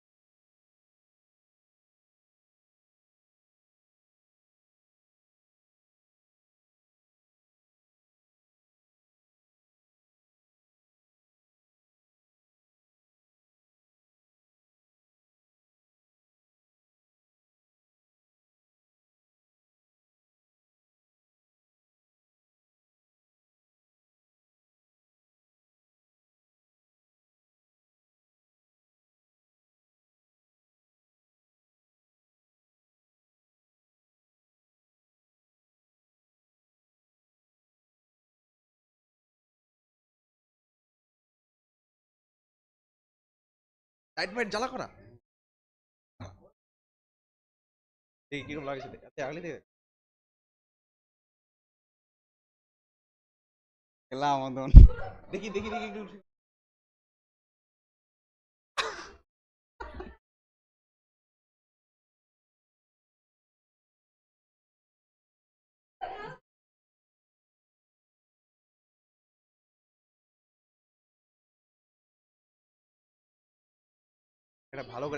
একটা ভালো এই single single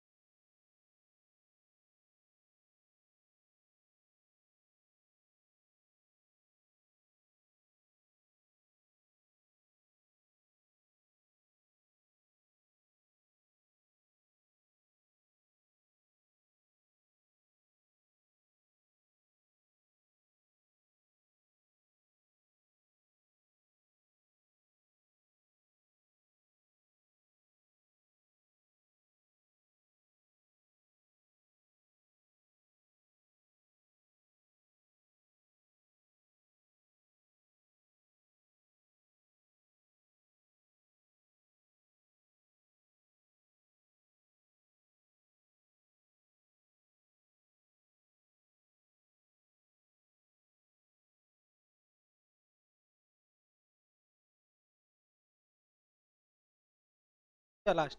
Hello, chick. Silence, please.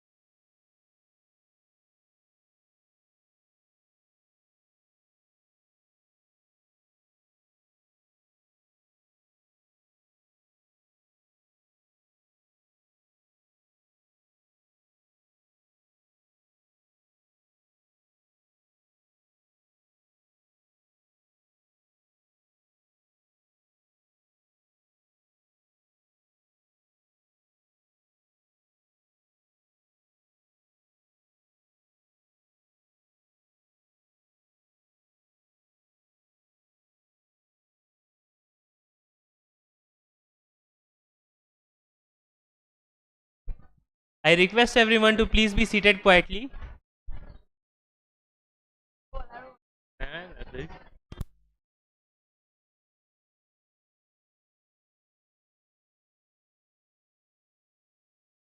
Request everyone, please be seated quietly, please.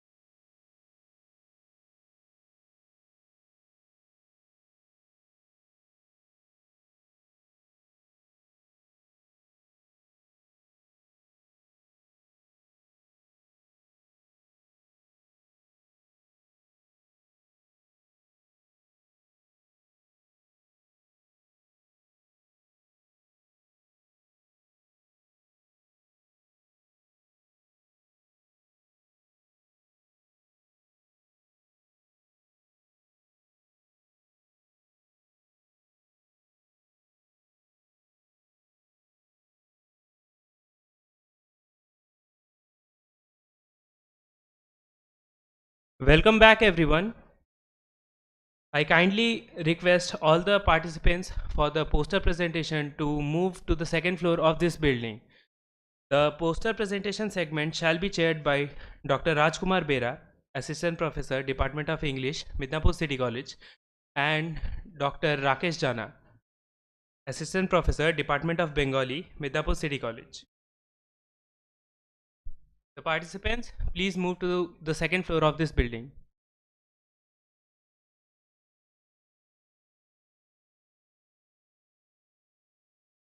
As we transition to our second lecture, may I respectfully invite Professor Bimol Kishore, Head Department of Education, Central University of Jharkhand, to take the stage as the chairperson of our second lecture, and as a speaker, I kindly request Professor Jyoti Shankar Pradhan to come on the stage.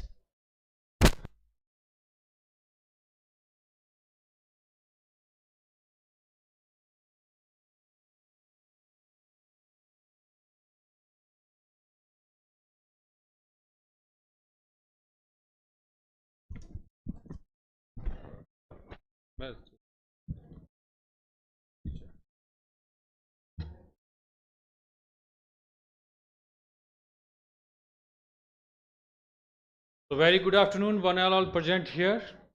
Now in this post-lunch session, we have a lecture, and in this lecture, Professor Jyoti Shankar Pradhan is with people here, and he is going to present his topic related to empowering higher education in the light of National Education Policy 2020. So before calling Professor Jyoti here, let me introduce with you the people, today's speaker. So Professor Jyoti Shankar Pradhan is presently working as a professor in Fakir Mohun University, and he is also the head Department of Education there. Before joining this Department of Education at Fakir Mohun University, he was also a senior research associate at Central Institute of Technology, Education Technology at NCRT New Delhi. He is associated with several professional bodies, and he took also the membership of those bodies also. He is also engaged in actively in academic bodies, and he is a member of different bodies like Academic Council or Board of Studies in his university. He has also the experience of organizing so many seminars, and as a director or the organizing secretary or convener of those seminars at different levels. Presently, he is also guiding students at the PhD level. He has successfully guided one scholar, and presently 5 scholars are pursuing PhD under his guidance, or maybe more. Maybe the CV old or something, but presently whatever he has the experience is. He is also guiding that as a supervisor of the students at MPhil level and PG level, MA education students. He wrote 2 books and maybe more, but here are the 2 books are the Tribal Education Issues and Challenges and Contemporary Concerns in Indian Education. The two his most important books are here. He also published scholarly articles in national and international journals and various that edited books. And he has also the experience of invited speakers in different seminars and workshops as a resource person. So today with we the people is very that this Medinipur college is very grateful, and I am also thankful to him that I am introducing to Jyoti Sankar Pradhan here, and let's call him on the stage and we'll listen his experiences, whatever he has related to National Education Policy 2020. So welcome Professor Jyoti Sankar Pradhan.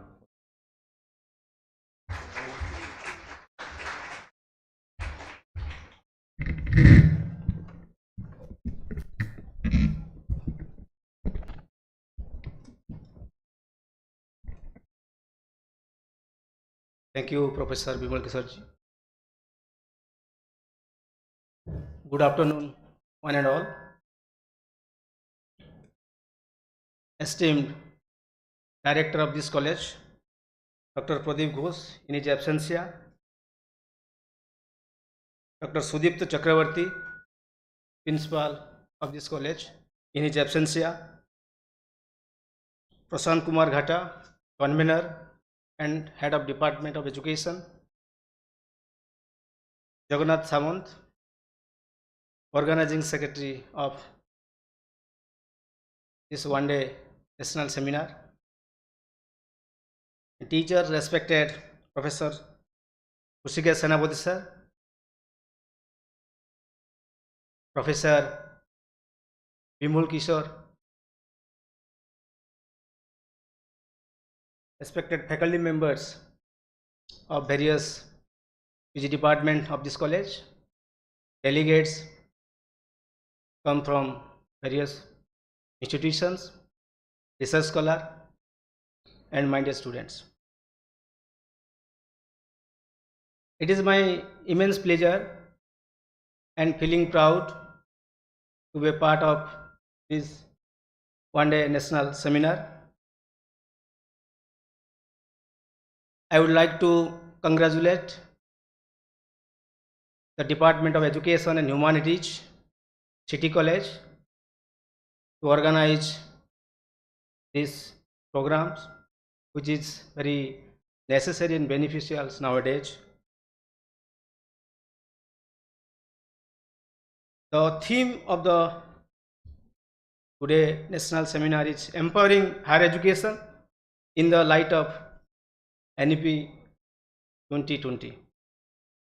Since India's independence in 1947, the government of India appointed many committee and commissions or many policy to bring the reform in the education system in our country. Particularly Radhakrishnan Commission 1948, Mudaliar Commission 1952, Kothari Commission 1964, First National Education Policy 68 and 86. So many committee commission policy were formed in our country to bring the reform in our education system. On the basis of recommendation of many committee commissions, policies, many changes occurred in the field of education, and still some changes required. I think National Education Policy 2020 will fulfill that gap. The National Education Policy is a policy formulated by the Government of India to promote and regulate education in India. The policy covers from pre-primary education to higher education in both rural and urban India. The first national policy on education was prepared by the Government of India under the leadership of then Prime Minister Ms. Indira Gandhi. Then second was prepared under the leadership of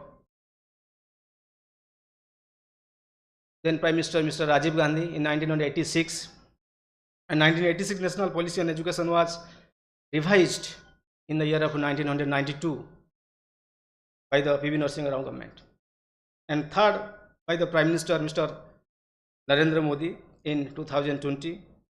After almost 3 decades, a revolutionary change is going to occur in the Indian education system by the formulation of New Education Policy 2020. As you know, on 29th July 2020, the Cabinet approved a new education policy and was released on 30th July 2020 with an aim to introduce several changes to the existing Indian education system. And the main focus of New Education Policy 2020 is not only on improving the quality of education, but also focus on different aspects of education, that is pre-primary to higher education. And NEP 2020 is the first education policy of 21st century and replace the 34 years old National Education Policy 1986. As far as empowering higher education is concerned, this New Education Policy 2020 tried to bring reform on various aspects of higher education, particularly increasing the gross enrollment ratio, restructuring the higher education institutions, multidisciplinary higher education institutions, discontinuation of MPhil program, single regulator for higher education, multiple entry and exit systems, technology in education, National Research Foundation, etc. As far as gross enrollment ratio is concerned, NEP 2020 recommended the gross enrollment ratio in higher education, including vocational education, shall increase 26.3% to 50% by 2030. When the draft policy was prepared, the gross enrollment ratio was around 26.3%. Now it is around 29%, and the target is 50% by 2030. How it is possible? And I think to achieve this target, both physical and human resource is required. So NEP also suggested 35 million new seats will be added to higher education institutions. It means more higher education institutions will be established in underserved regions to ensure full access, equity and inclusion. And more teachers may be required to handle the students. And NEP also suggested all types of institutions may have the option to run the open distance learning and online program to improve the gross enrollment ratio in higher education. And the present complex nomenclature of higher education institutions, that is deemed to be university, affiliating university, unitary university, shall be simply replaced by university on fulfilling the criteria as per norms. At present, our higher education in India is focused on producing disciplinary expert. IITs are preparing engineers. Indian Institute of Management are preparing management, personal management, one expert in management disciplines. Teacher education institutions are preparing teacher, and they are preparing one discipline. But the new policy proposed to break the disciplinary boundaries. So NEP recommended the higher education system shall have the multidisciplinary institutions of higher learning and that offer undergraduate and graduate programs with high quality teaching, research and community engagement. It is envisioned that over a period of time, all existing higher education institutions and new higher education institutions will evolve into 3 categories, that is research intensive university, which will largely focus on research, and they will also organize some significant teaching in their campus. And second category will teaching university, which will emphasize on the teaching and also conduct some significant research in their campus. And third category will autonomous degree granting college or a constituent college of an university. Three types of higher education institutions will run in our country in future as per recommended by NEP 2020, and all university may identify their domain strength and decide to evolve into a research university or teaching university or autonomous degree granting college. And the structure and length of degree program shall be adjusted accordingly. The undergraduate degree will be either 3-year or 4-year duration with a multiple exit option within this period in any discipline or field, including vocational professional education. It means there will be more flexibility in the education systems. Students will get more flexibility to join the program and quit the program. Nowadays, students doing bachelor degree mainly 3-year durations. If any students after completion of 1 year or 2 years quit the program, we are not providing certificate then. But as per new policy, the graduation, the bachelor degree program will be 3 years or 4 years. After completion of 1 year, if any students want to quit the program, they may quit with a certificate. And after 2 years, if any students quit the program, he or she will get diploma. Then after 3 years, bachelor degree, and after 4 years, bachelor with research degree. This is a provisions in NEP 2020. Then an academic bank credit will be established to digitally store the academic credits earned from the various higher education institutions according to awarding the degrees based on the credits. The credits earned by the students will digitally store like a bank account, and whenever it is required, students may use that credits for further entry into the program. And higher education institution will have the flexibility to offer the different design of the master programs according to their domain strength. As per NEP 2020, 3 types of master programs can run in our country. It depends upon the university. University will decide which types of master program they will run in their campus. Mainly NEP suggested 3 types of master degree programs. There may be 2-year master programs with the second year devoted entirely to research for those who have completed 3 years of bachelor degree programs. And second types of master degree will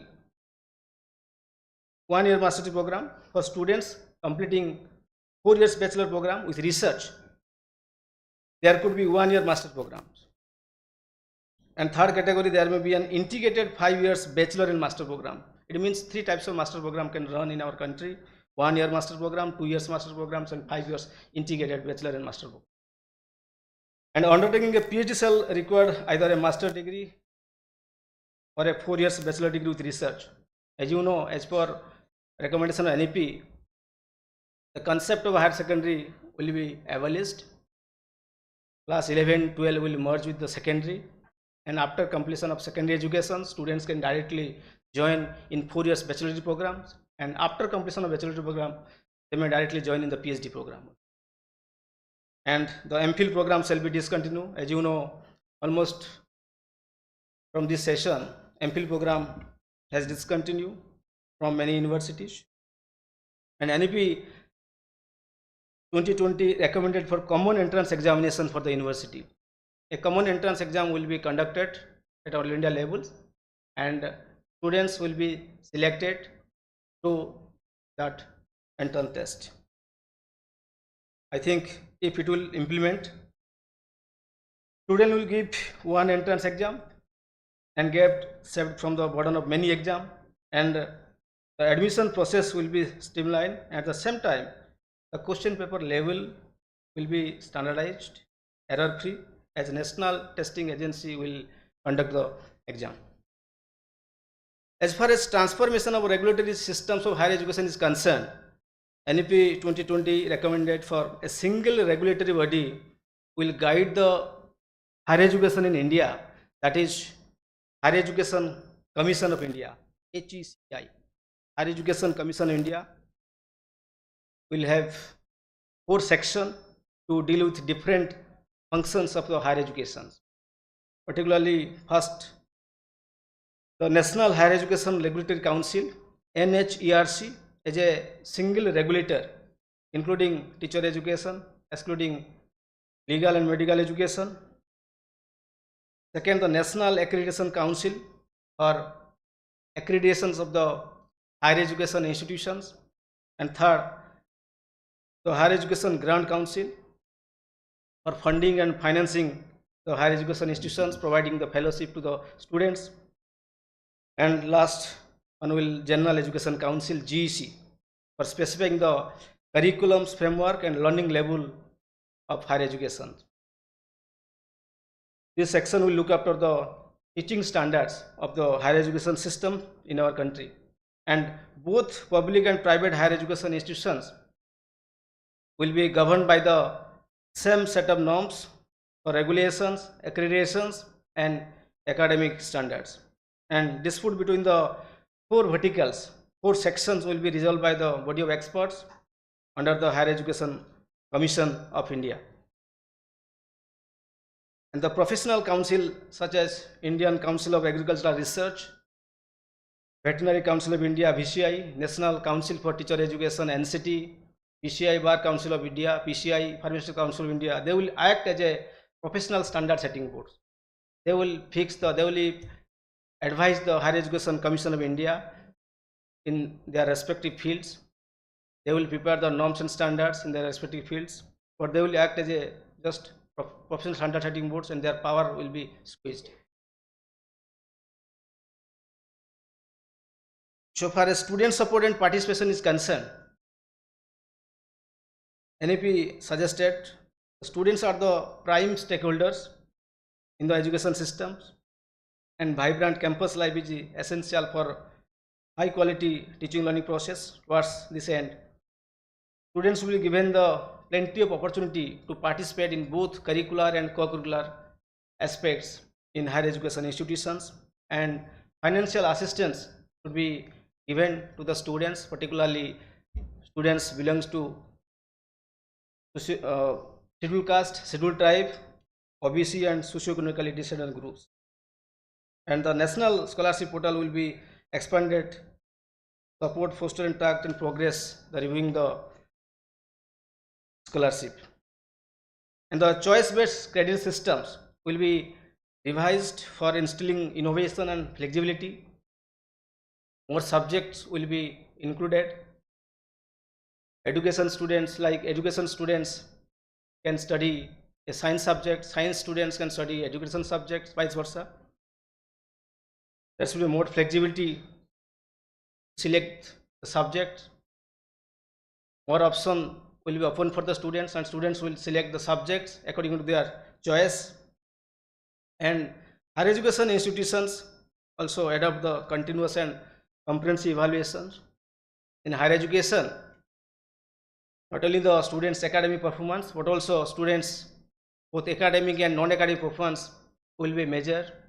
Their habit, attitude, interest, and performance in co-curricular activity also taken into consideration. And evaluation should be conducted in a continuous manner in a form of quiz test, seminar, assignment, and midterm. So far as internationalization of higher education is concerned, NEP recommended high performing Indian university will be encouraged to set up the campus in other countries. Similarly, selected top global university will be permitted to operate in India, and such university will be given the exemption from regulatory and governance norms as per the as per with the autonomous institutions in the country. Research collaboration, teachers and students exchange between Indian institutions and global institutions will be promoted through special efforts. As you know, in every year around 2 lakh students of our country from our country are going to abroad for their higher study. If foreign university will establish their campus in our country, definitely our students will get a lot of benefits. They will get the high quality education in affordable cost in their own country, and it will also increase the standard of higher education. But in the other side, there may be a negative impact, I think, because after opening a campus in India, they will try to hire the good quality faculty from our country, and I think education become more costly, more expensive. They will try to collect more fee from the students in comparison to other Indian universities. And NEP also suggested for independent national research foundation for funding and facilitating the quality research in India. We are expecting quality education, we are expecting good technology, but as you know, everything depends on the research. If research is, the output of research is poor, definitely we can not achieve our target. As you know, now investment on research and innovation in India is only 0.69% of GDP compared to 2.8% in USA, 4.2% in South Korea and 4.3% in Israel. But we are spending, our government is spending only 0.69% of GDP for research. And NRF will establish and give fund for research in all disciplines and to all types of higher education institutions. Earlier, private higher education institutions faculty members, they are not eligible to get the fund for their project for the research, but as per new policy, all types of teachers will get fund for their research, and institutions that currently providing fund, particularly Science and Technology DST, Department of Atomic Energy, ICAR, Indian Council of Agricultural Research, Indian Council of Medical Research ICMR, Indian Council of Social Science Research, they will contribute, they will continue the contribution in the field of research, they will continue to independently fund research according to their priorities and needs, and the foundation will the collaborations with the such agency to avoid the duplications. As far as vocational education is concerned, NEP recommended that vocational education should be integrated in all higher education institutions in a phased manner over the next 10 years. A national committee for integration of vocational education will be set up under the Ministry of Human Resource Development for this purpose, and the national skill qualification framework will be developed further for each discipline, vocation and profession. And the NEP aim to ensure that at least 50% of learners in higher education should be exposed on vocational education by 2025. But in our country, now less than 5% of the workforce in the age group 19 to 24 received vocational education during 2012 and 17, and this is in contrast to 52% in USA, 75% in Germany and 96% in South Korea. As you know, so many committee commission, particularly first education policy 1968, second 1986, even present policy also recommended for spending of 6% of GDP as a public investment in education. But our country, the public expenditure on education at present is only 4.4% of GDP, whereas many small countries like the Cuba spending 12.9%, Micronesia 12.5%, Norway 8%, Sweden 7.7%, and Denmark 7.6%. But We are spending only 4.4% of GDP for expansion of the education in our country. It was demanding from first National Education Policy 1968. As far as technology in education is concerned, the government will set up an autonomous body, that is National Educational Technology Forum, NETF, which will work as a platform for free exchange of ideas on the use of technology to enhance the learning, assessment, planning and administrations. And technology based platform such as Diksha and Swayam will better integrated across the higher education institution to increase the gross enrollment ratio in our country.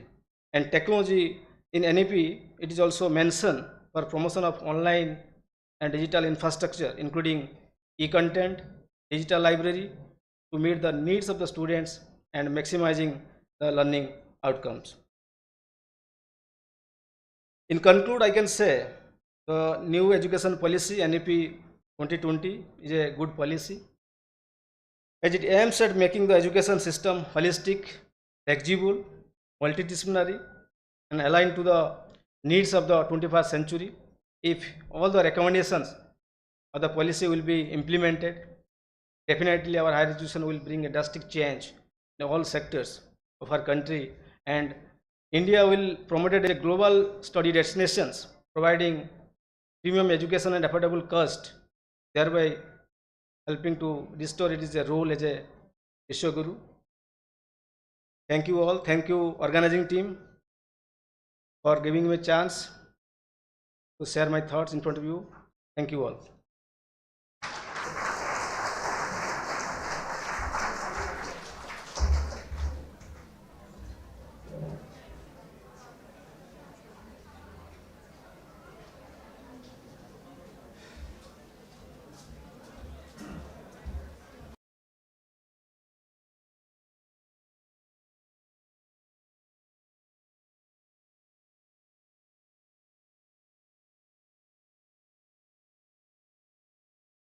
Okay, thank you, Professor Jyoti, for sharing your views with respect to the higher education, especially in the light of NEP 2020. He has shared his views, whatever he has the experience in this higher education system with respect to National Education Policy 2020. Now, the house is open for discussions.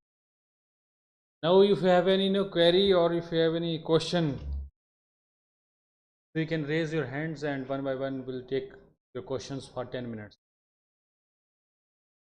So let's get up and raise your queries.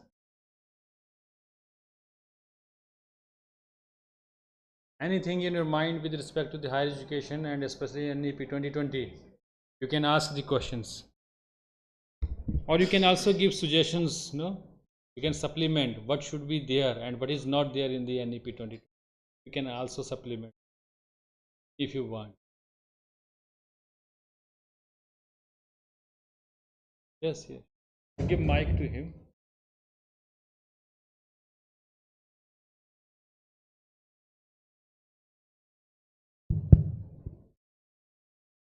Sir, how to innovative way 2020 Innovative way. So these are just like I'm talking about. Should I respond to this question, sir? Okay. So the innovative is there. So many things are there. You sit down now. The innovations are created by the teachers actually. Okay. Innovations are created by the teachers, and how he will be able to create innovations in his teaching, particularly in teaching. Now see, throughout the country, there are so many teachers are teaching in different subjects in their classrooms. I will give you a simple example here. The syllabus is the same throughout the country, just like the noun is there. Noun, we are teaching the noun to the students in the classrooms. So noun, we are not here studying noun only in the West Bengal. The noun is the concept, the sangya, you know, in Hindi. That concept is taught by the different teachers in throughout the part of the country. And different teachers are teaching the same concept. Now every teacher is teaching that concept in different ways. Are you getting my point? That concept is taught by different teachers in different ways actually. Now see here, now you are in the graduation or maybe in the post-graduation here. You remember your some teachers teaching right now also, and you forget the teaching of some of the teachers, those who are not taught in your earlier years. The innovations created by the teachers only, the concepts in that way they are teaching to you, that is always remember with you the people, and you thought that that was my best teacher. So creations are there, the concept is same, but the way the teacher is teaching, that is innovation. How the teacher is bringing innovation in the classrooms, how the teacher is taking those innovations to the outside the classrooms. That is, now I'm talking about the transformative pedagogy actually. That is the pedagogy, the science of teaching, the art of teaching. How the teacher is using that transformative pedagogy and how he is becoming updated first of all. So teacher should be updated. Have you heard no that Rabindranath Tagore, there is one no, the lamp cannot light another lamp until he is no learning as at giving light to others, no? A lamp, he has to burn himself, then he can give the lights to others. So teacher has to be become no professionally sound. He has to become updated. Then he begins innovations. And to bring innovation in the classrooms, he has to study. He has to struggle. Okay, he has to become updated and think critically, think logically, think different way that how we can teach his students. That is the innovations actually. There. Anyone you can supplement to this answer also. It's not that whatever I'm saying that is the correct 100%. You can also supplement. Yes, any other one?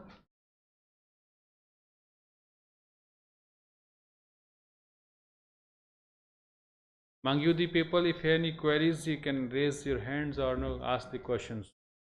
Try to ask question actually. The aim of this NEP is also the engagement of the students in the classrooms. If you're not engaging yourself, then there is a problem. And you are the problem, that's why I'm saying. Yes, yes. Sir, there is still no curriculum for adult education, but NEP 2020 recommended it. What it is the need for now? If yes, why not before? No, it is there already. Sit down. Adult education is already there. It's not on NEP 2020 only that there is recommendation from the NEP that adult education should be there. It is already there from the very beginning. The curriculum. A curriculum is there. Curriculum is there. Some of the universities are offering no the diploma in adult education, and most of the universities are offering MA in adult education. If you go through the IGNOU website, there is master degree in adult education. Okay, sometimes we also call it lifelong learning or extension education is there. So maybe different names are there, but the adult education system is always there. So it's not there, and curriculum is also there.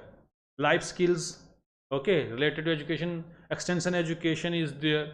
Okay, the part of that curriculum is there. No, some topics are there which are related to formal, non-formal, informal education is what is that one. Okay, the same concepts are there in the adult education. So it's not there in the NEP 2020 only that adult education is implemented or maybe announced. It is already there from the very beginning. Okay. A curriculum framework. So it will become, sir. Now only 2 curriculum framework is there. So third is coming now. The work is going on. There will be 4 curriculum frameworks are there. So third is coming, and then fourth will come on. 2 curriculum frameworks are there with the people. Okay. Yes, yes, yes.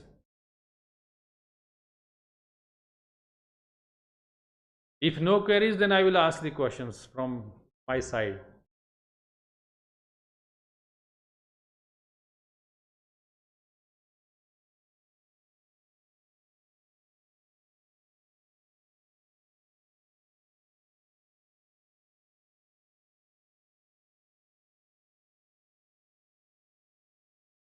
So should I conclude now?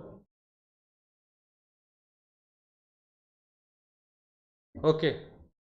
So thank you so much for your patience for listening in this second lecture from Jyoti Shankar Pradhan ji for his sharing his views, and those who have raised the question directly or indirectly. And some of the students are there, they have the question in their mind, but they're not able to ask the questions. So try to know that remove that barrier in your mind and try to ask questions in future. Okay. So thank you so much. Now over to the next audience, the anchors. Okay. Thank you.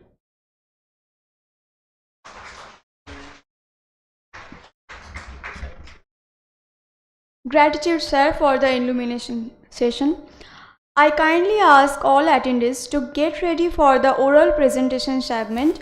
May I respectfully invite Dr. Arunima Kumari, Assistant Professor, Department of Education, Jamshedpur Women's University, Bishnupur, Jamshedpur, as the chairperson for the oral presentation.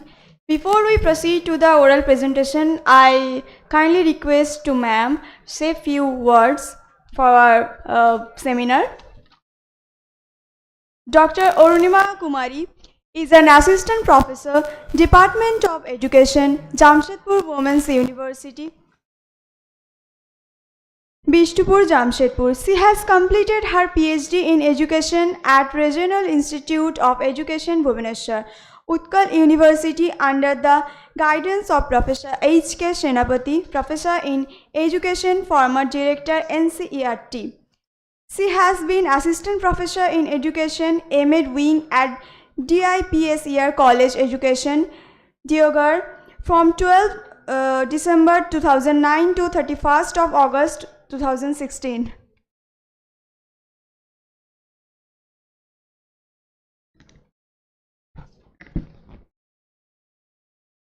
Good afternoon to all. First of all, thank you so much to the organizing committee of this college for giving me this opportunity to chair the oral session and to speak few words on NEP 2020. It's really a good experience for me because in front of me my teacher, my inspiration, Professor Felicitation Senapati sir is there, who was only not my teacher, my research supervisor also, and he was such and he is his words, his view, his patience. There are so many things that we learn from sir, and among us we have Professor Bimal Kishore sir from Central University of Ranchi, and we have Professor Pradhan from Fakir Mohan University. I welcome everyone and dear participants and the students. From the morning you are sitting here and so much of information about NEP 2020 you are receiving from this hall. As I was also witness the whole lecture, as in the beginning in keynote speech they talked about the theoretical aspect of NEP, and next Bimal Kishore sir, he also talked about the practical aspect of NEP, and Pradhan sir, he also talked about in depth what is the structures of NEP regarding the education. And the seminar, the topic for the seminar is empowering higher education. So from here I can see you all are sitting, you are the youth, and we always say youth are the nation builder. The way youth behave, the way youth prompt, the way youth respond to the society becomes. Before coming here, sir was there to solve the questions. He was asking, please ask the question, And as far as I know, to ask a question is an art. Hardly 2 questions were come from the hall. So really, in that way we can conclude that we need NEP, so that we can empower ourselves. We never hesitate to ask the question. We never hesitate to solve our problems, dilemmas and confusion. Being a teacher in the field of teacher education, sometimes I visit schools also. I observe the children also. Even children are having the fear to speak their mind. They hardly ask question inside the classroom. Whatever teacher is pouring in their mind, they are collecting and doing the rote memory and passing the examination. Is it the aim of education? In theory, we always talk that education make us free and liberate from all kinds of fear and failures, but at the same time, inside the classroom, it creates somewhere fear and failure. That's why students, they are able to not able to speak their mind. So please, now you are a student, maybe someday you will become a teacher. So prepare yourself so that you can liberate your mind also, and when you become a teacher, you can empower and liberate the mind of your learner also. Empower higher education. The theme of this seminar is empowering higher education. Yes, at the time the student is enrolled for the higher education, the biological and the mental maturation is at the peak. So at that time we can empower the mind of a person, of a learner. I think empowerment starts from mind. If you can change your mindset, you can speak your mind, you can easily communicate your mind, then you can feel that yes, you are empowered. And in other sense, you have to unfold your potentials, because we know that we have so much of potential in ourselves, but we need certain situation where we can unfold our potential. So that should be the role of education, to make you know about your potentials, unfold your potentials and empower you, so that you can give back something to your society, to your fellow citizens. So that is the main thing here. We all are self-centered, hardly we think about our society, and we reflect something to our society and the fellow persons of our nation. So it's the high time we should think about the new education policy, do our best to understand it, disseminate it, and I believe, apart from the role of the teacher, the most of the role lies in the hand of the student, because teacher's role is to teach and your role is to learn and unfold yourself. So as we say that we need 2 hands to clap for teaching learning process, the role of teacher in the taught is so much important. So with these words, now we move to the next session of the oral discussion. So sir, please, and thank you so much for your patience hearing. Thank you everyone.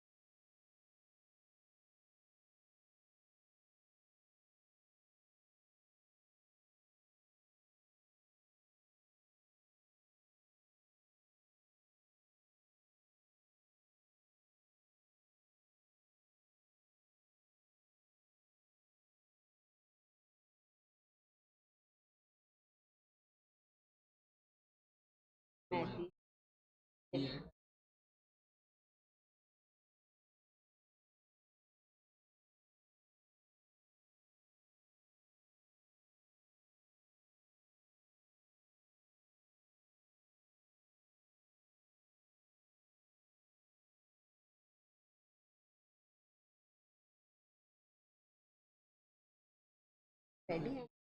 Ready?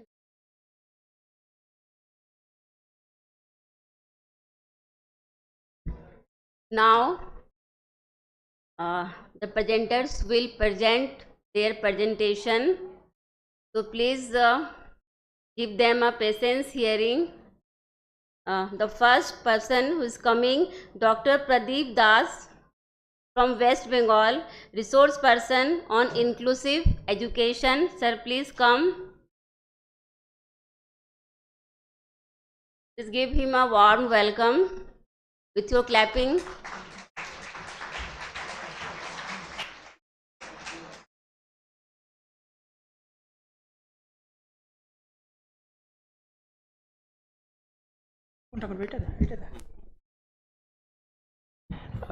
Good afternoon, everybody. I hope we are in a class after our tiffin period. So that's the reason why our mind will be going to our residence. So this is at first I would like to oblige from the organizing committee, and I am indebted to all of you, my respected resource teachers and my brothers and sisters. The topic is very interesting, and my topics is here: holistic approaches in new education policy 2020 to make empower the children with special needs in West Bengal Board of Secondary Education. And already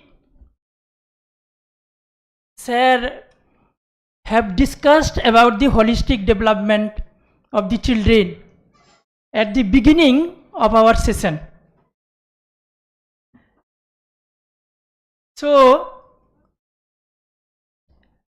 you have well known that holistic development means all round development of the child.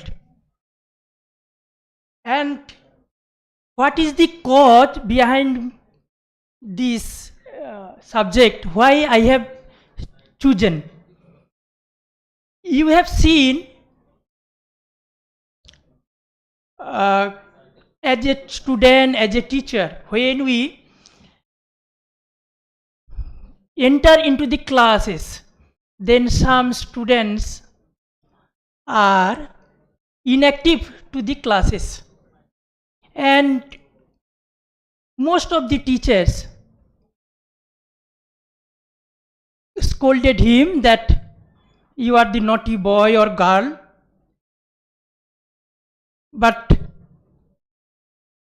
a few teachers is searching what is the causes behind it.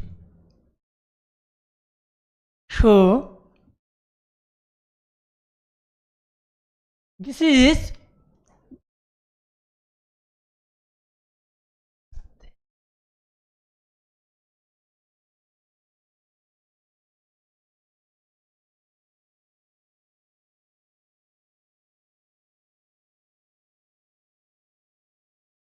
okay.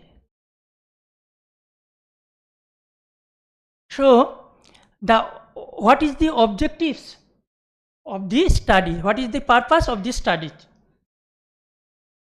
The purposes of the are to lead learners towards the challenges and changing cultural values to meet human needs, to lead the students into new areas of thinking, to broaden their personal and critical thinking and develop an appreciation of the world around them, to realize the importance that relationships have within all these considerations.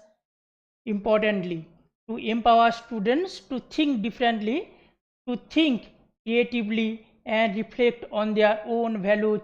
Undoubtedly, teachers would encourage their students to develop into well-educated informed and participating members of society. So what is the role of the society?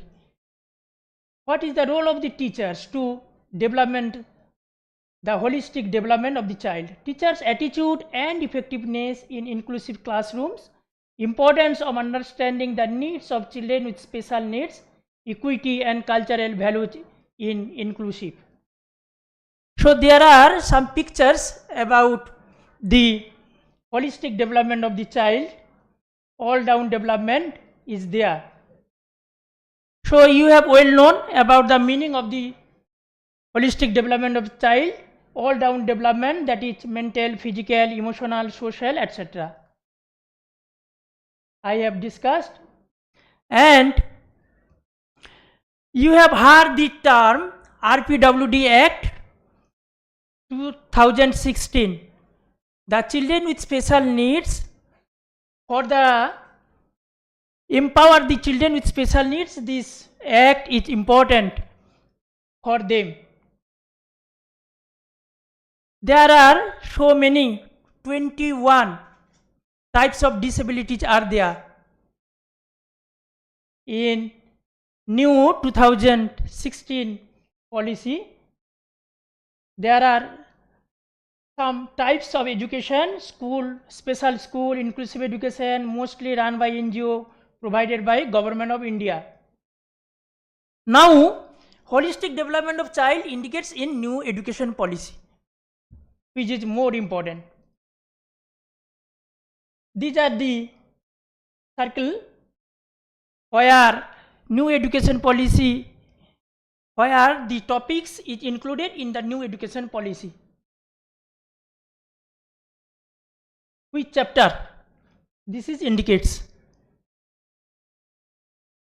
addressing the needs of child with special needs, identifying inputs, deficits and specific needs, teaching effectiveness in inclusive settings, study on teacher training and attitude towards child with special needs. So school education, this type of one education is depending upon another education system. There are no question of separation. And there are some components of holistic development. These are spiritual, emotional, mental, social and physical. So empower the child, that is, children have potential. What Vivekananda says, education is the manifestation of the perfection already in man. So we have knowledge, but the teacher is necessary to pull the knowledge from our inner mind to out. What is the importance for the child? To develop skills in all areas, to keep the learning going, to meet the challenges, to enjoy the fun, be emotionally strong, be physically fit. So these are the components of fully holistic development of the child. So how we can development of the child?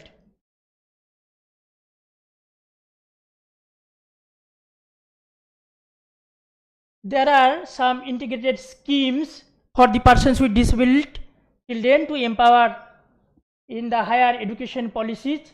There are so many scholarship programs. There are so many national institute for empowering the children with special needs.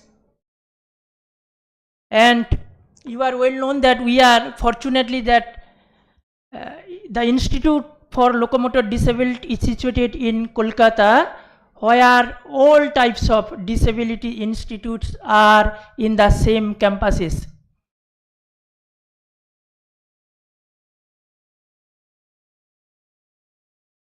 So at the last moment we may discuss the merits and demerits. Emphasizing on holistic development approach ensures that the child is growing up competently, interventions are not limited to academic development only, have fewer behavioral problems, more self-confidence, and can handle conflicts. On the other hand, lucky kids often become more fidgety, lonesome, and bored while being alone for extended period. And at the conclusion, we will mind the concept holistic education makes you what you are from what you are not. Again, I am saying holistic education makes you what you are from what you are not.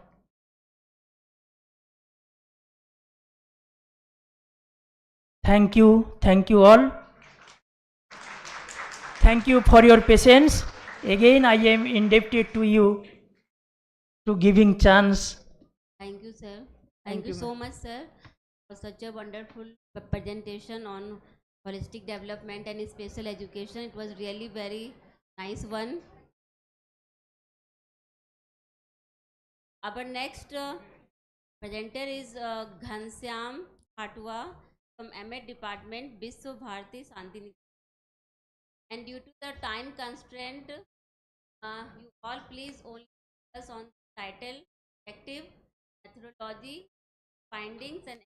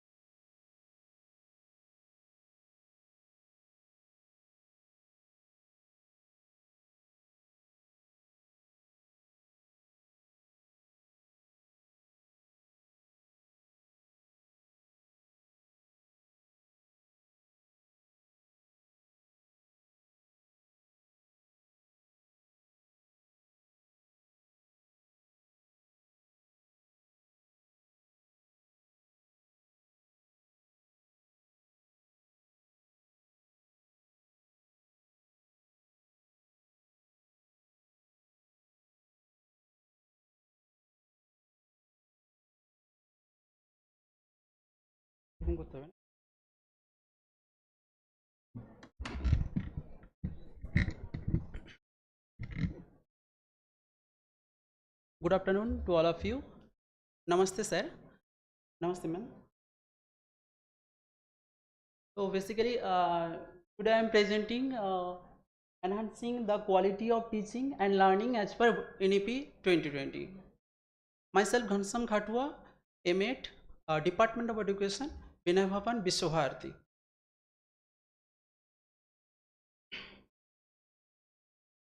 So first of all, I can say the highest education is that this does not merely give us information but makes our life in harmony with all existence.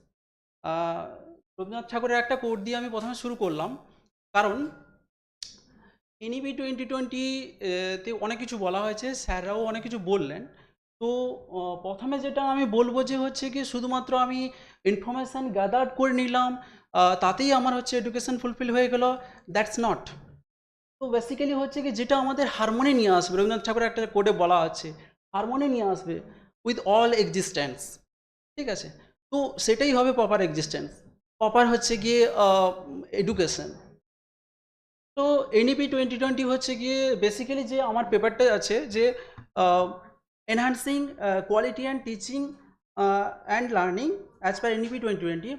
How to enhance the quality teaching, how to enhance the quality learning as per NEP 2020. So my first objective is here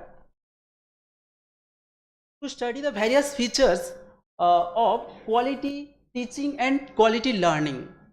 সেগুলো হচ্ছে কি আমি discuss করছি to identify the major innovations and reforms in the NEP 2020 for enhancing the quality teaching and learning. The third objective is mine to study the preparation of quality teachers at all levels to make them future ready.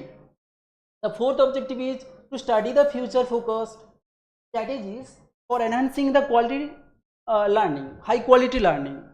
To study then the fifth objective is to study the impact of NEP 2020 on various aspects of quality of teaching and learning.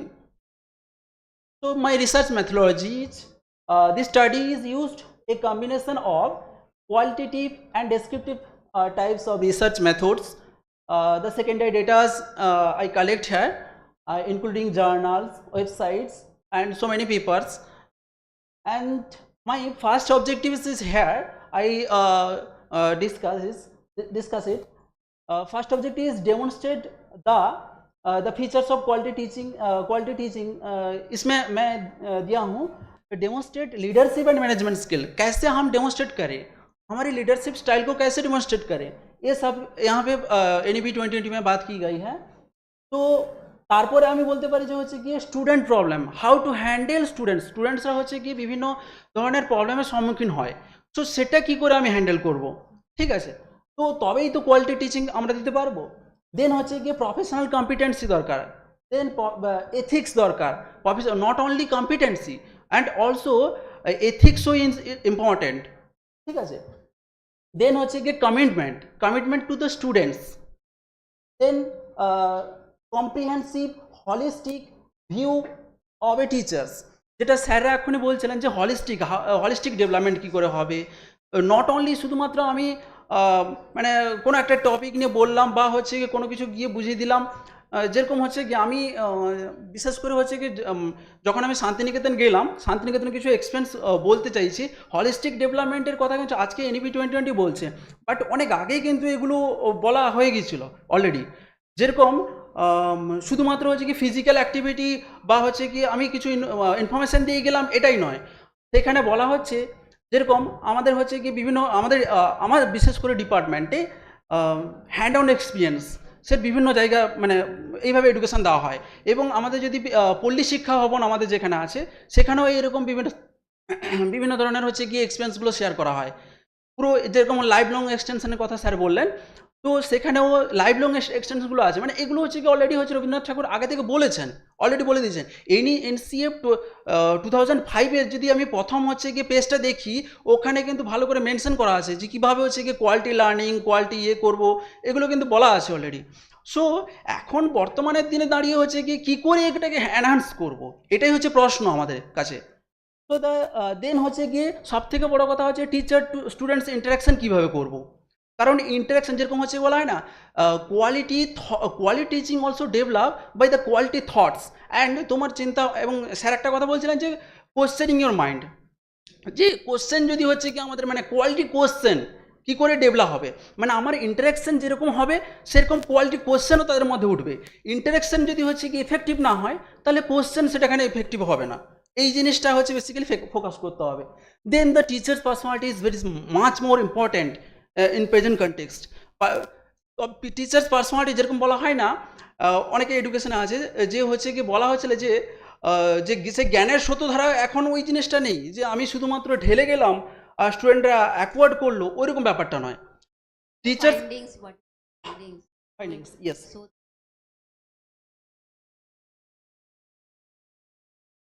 Then the major innovations and reforms in the NEP 2020 enhancing quality teaching and learning. কি করে quality teaching and learning দিতে হবে, যেরকম হচ্ছে গিয়ে curriculum flexibility হওয়া দরকার.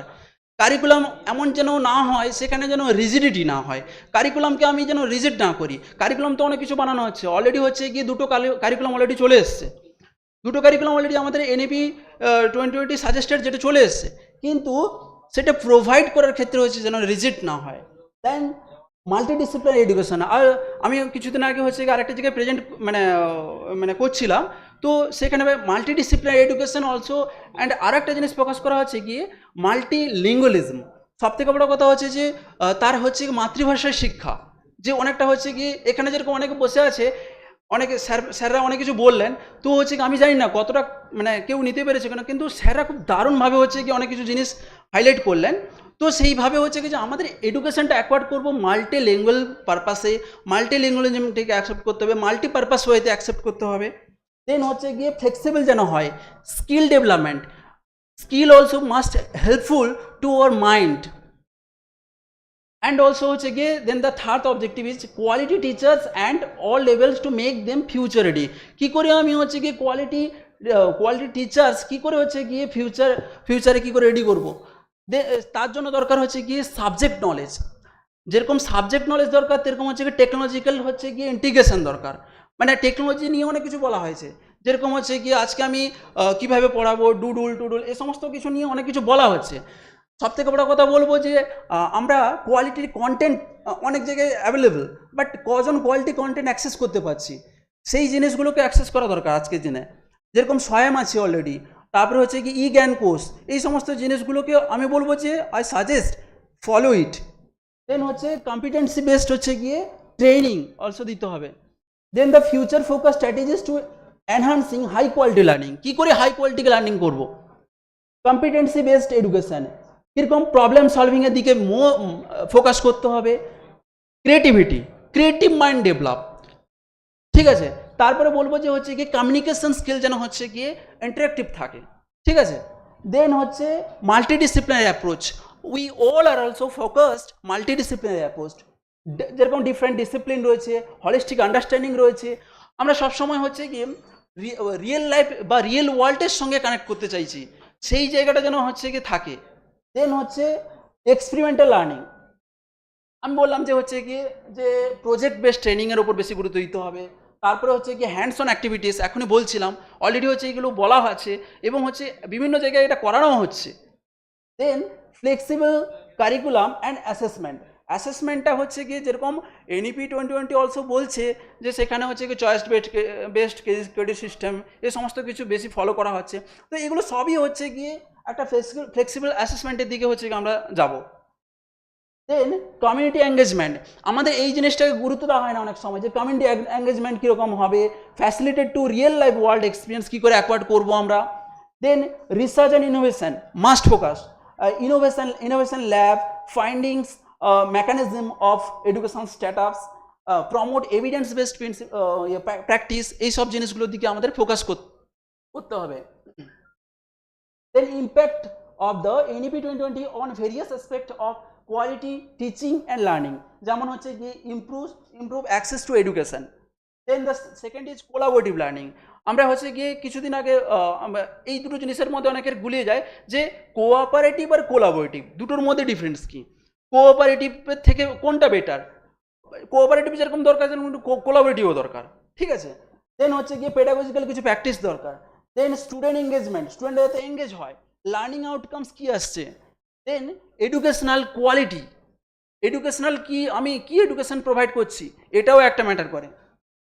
Then I conclude যে NEP 2020 যাই বলেছে কেন, বা হচ্ছে কি আমি আজকে যে পেপার প্রেজেন্টেশন করলাম খুব কম সময়ের মধ্যে আমাকে বলা হলো যে আমি অনেক কিছু হচ্ছে কি আরও বলা ছিল, বাট এই কম সময়ের মধ্যে যেটুকু আমি দেখালাম যে মানে সব থেকে বেশি বড় কথা হচ্ছে কি যে এগুলো ছিল আমি বলবো NEP 2020 আবার পরে গিয়ে হচ্ছে কি সেটাকে যেরকম হচ্ছে বেসিক এডুকেশন অলরেডি হচ্ছে কি বা হচ্ছে ভোকেশনাল এডুকেশান, এই সমস্ত কিছু হচ্ছে আগে থেকে বলা ছিল, বাট এখন সেটাকে কি করে এনহান্স করবো এই সব জিনিসগুলো আমাদের আসছে।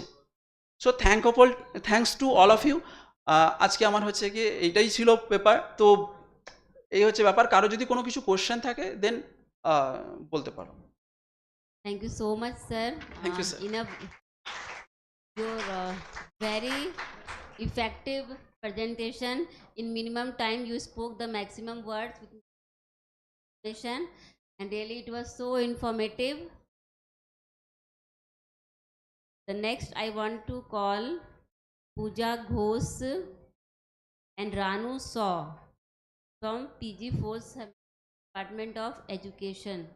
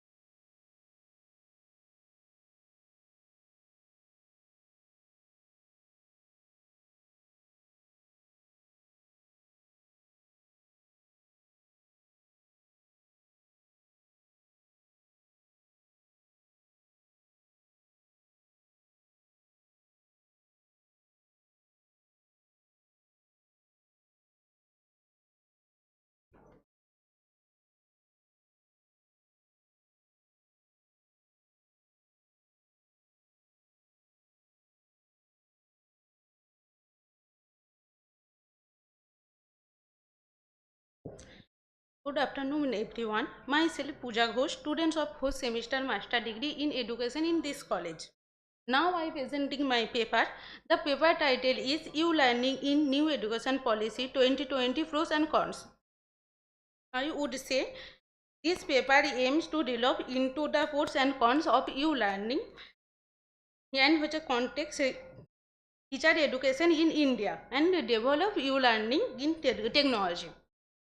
And the methodology is the student is based on secondary source of like book, article, journal, etc. The method based on descriptive methods. And thank you everyone.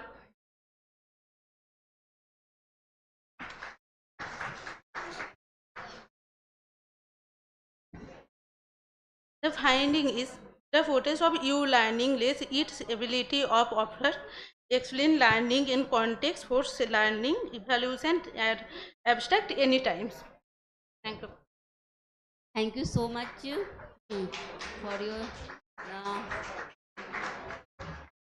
the topic is really nice as I also believe that NEP is like a old wine in a new bottle. There was nothing that we don't had earlier, like collaborative learning, minimum level of learning, holistic development, everything we had.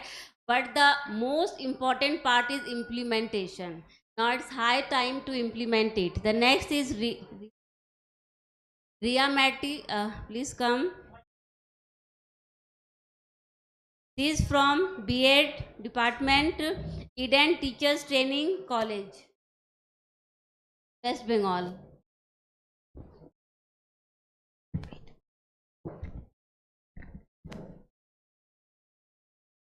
Good afternoon all. My project on title Effect of Meditation on Academic Achievement in Relation to Attention, Enhancing the Quality of Learning.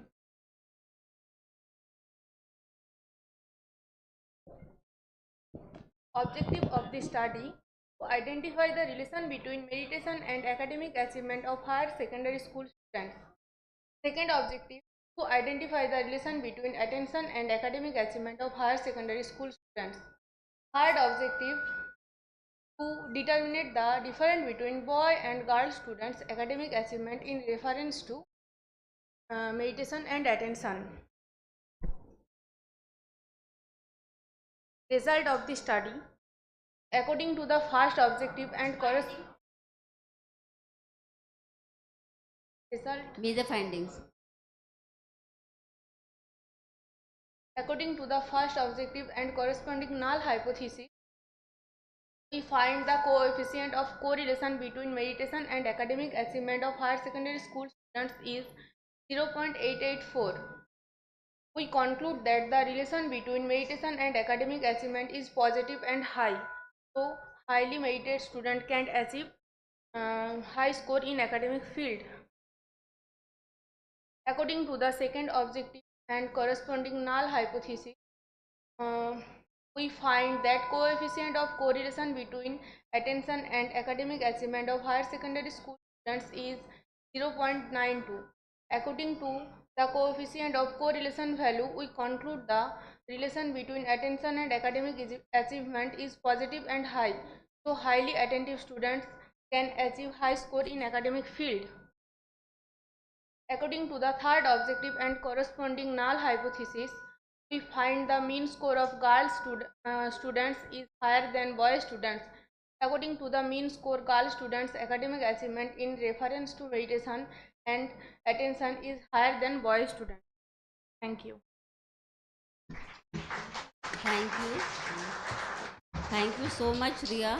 It was really a very nice topic. Our next presenter is Devasri Kuiti from PG 4th semester.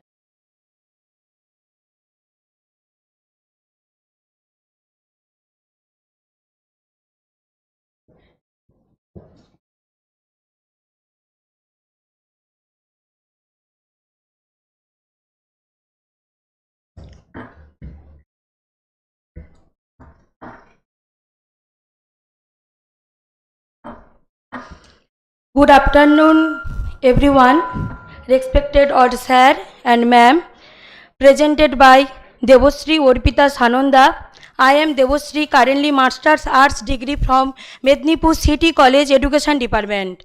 I am going to our paper presentation titled Improving Learning Quality in Higher Education in the Light of NEP 2020. National Education Policy of India, which was started by the Union Cabinet of India on 20 July 2020. The goal of the NEP 2020 is make to India a global knowledge superpower. Objective. Next slide. Next slide, objective.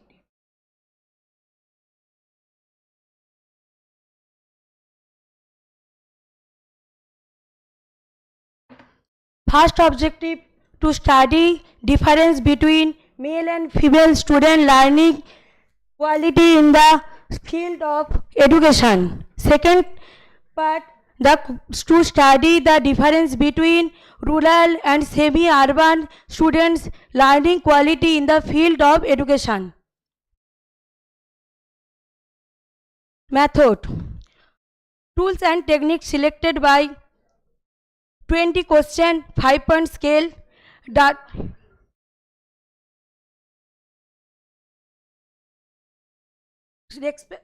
Research explorer difference learning quality between male and female students in the field of education, various finding.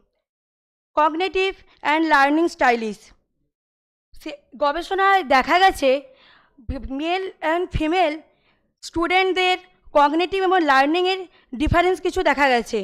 যেমন কোনো শিক্ষার্থী, mail শিক্ষার্থী যখন সহযোগিতামূলক শিক্ষার থেকে বেশি visually spatial লার্নিংয়ের বেশি ঝুঁকি দিয়েছে, সেখানে ফিমেল শিক্ষার্থীরা সহযোগিতামূলক এবং মৌখিক শিক্ষা এবং হাতে কলমের থেকে অভিজ্ঞতামূলক শিক্ষার বিষয়ে বেশি ঝুঁকি দিয়েছে। একাডেমিক অ্যাচিভমেন্টের ক্ষেত্রে মেল এবং ফিমেলদের ক্ষেত্রে বর্তমান শিক্ষা ব্যবস্থায় একাডেমিক অ্যাচিভমেন্টে ফিমেল শিক্ষার্থীরা বেশি এগিয়ে আছে। Learning preparations and strategy, learning preparation স্ট্র্যাটেজির ক্ষেত্রে মেল এবং ফিমেল উভয় শিক্ষার্থীদের মধ্যে দেখা গিয়েছে। Social and emotional factor, social এবং ইমোশনাল ক্ষেত্রে মেল শিক্ষার্থীদের মধ্যে মানসিক বুদ্ধিমত্তা বেশি দেখা যায় এবং ইমোশনাল ফ্যাক্টরসের ক্ষেত্রে ফিমেলের থেকে মেলদের বেশি দেখা যায় আবেগপ্রবণ হয় এরা এবং প্রতিযোগিতামূলকের থেকে চ্যালেঞ্জমুখী বেশি হয়ে থাকে। রুরাল এবং আরবানের ডিফারেন্স ক্ষেত্রে কিছু ডিফারেন্স দেখা গিয়েছে। অ্যাক্সেস টু এডুকেশনাল রিসোর্সের ক্ষেত্রে রুরালের থেকে সেমি আরবান ক্ষেত্রে শিক্ষার্থীদের মধ্যে বেশি এডুকেশনাল রিসোর্স মধ্যে হওয়ার জন্য বেশি শিক্ষা ব্যবস্থা বেশি উন্নতি ঘটছে। কোয়ালিটি অফ ইনস্ট্রাকশান, নিম্ন বেতনের জন্য আরবানের থেকে রুরালের থেকে সেমি আরবান শিক্ষার্থীদের ক্ষেত্রে বেশি উন্নতি ঘটছে। টেকনোলজি ইন্টিগ্রেশনের ক্ষেত্রে শিক্ষার্থীদের মধ্যে সেমি আরবান শিক্ষার্থীদের মধ্যে উন্নতির পরিমাণ বেশি দেখা যাচ্ছে। Data analysis, graphical presentation. You can. Conclusion, ফলাফলের ভিত্তির উপর আমরা বলতে পারি এই গবেষণার মাধ্যমে মেল ফিমেল রুরাল আরবান শিক্ষার্থীদের মধ্যে লিঙ্গ বৈষম্যগত এবং বিভিন্ন প্রযুক্তিগত উন্নতি সাধনের মাধ্যমে তাদের মধ্যে ব্যক্তিগত পেশাগত একাডেমিক শিক্ষার উন্নতি সাধনের ক্ষেত্রে উচ্চশিক্ষার লার্নিংয়ের ক্ষেত্রে বেশি সক্ষম করতে পারে। Thank you. Thank you so much. It was really a very informative paper. The next presenter is Susmita Pal from department.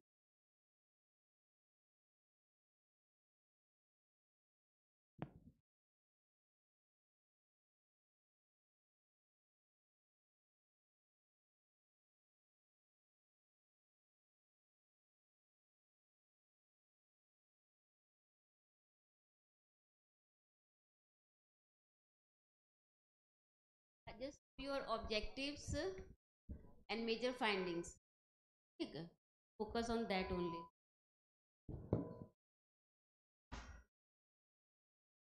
My project on role of psychosocial environment of students in education. So psychosocial environment is a system based discipline that examines people in relation to their surrounding. Environmental psychology seeks to understand the interaction between humans and the various systems that comprise the environment in which we live. And their objective is first, the relationship between educational and emotional environment will be seen among students, and second one, the determine the significant difference in psychosocial environment among students of different categories. And the last finding is the said work has been done to explore or identify the role of psychosocial environment of student in education. The work has one main purpose, which is to determine the relationship of educational psychology environment among student in educational psychology environment between male and female student. Two hypotheses has been formed for the said work. The first is that educational psychology psychosocial environment does not correlate among students is different categories. The second is that there is no significant difference in mental environment between students of different categories. Thank you. Nicely presented. Thank you.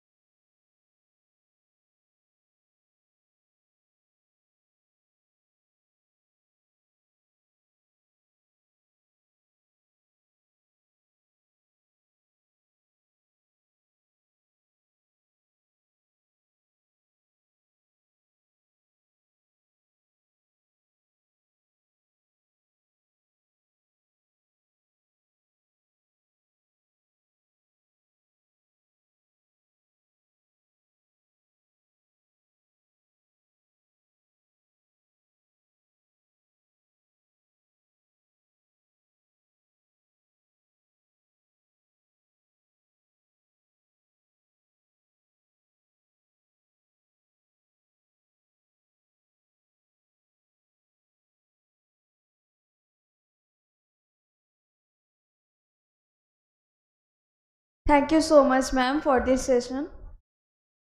Now it is time for prize distribution ceremony.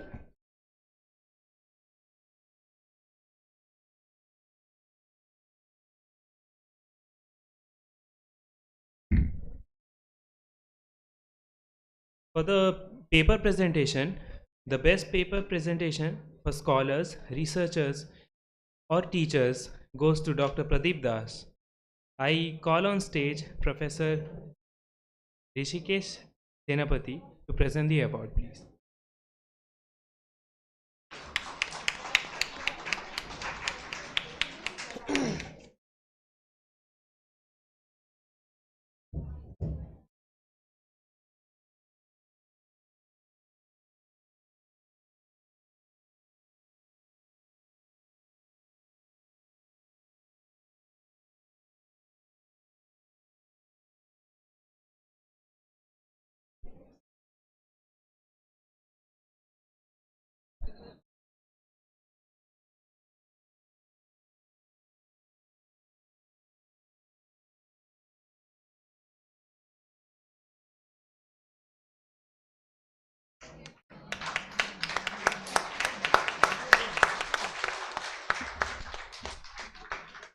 Best paper presentation for student, the prize goes to Ghanasham Khatua, and I like to request Professor Bimul Kishore sir to welcome on the stage and give the prize to him.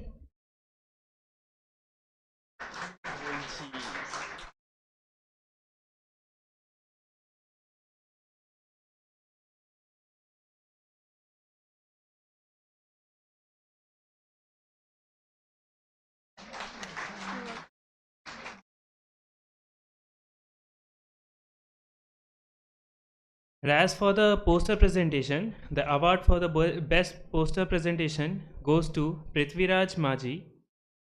And I would like to request Professor Jyoti Shankar Pradhan to present the award, please. The topic of the poster was students' attitude towards technological advancement regarding modern learning, reflection in higher education.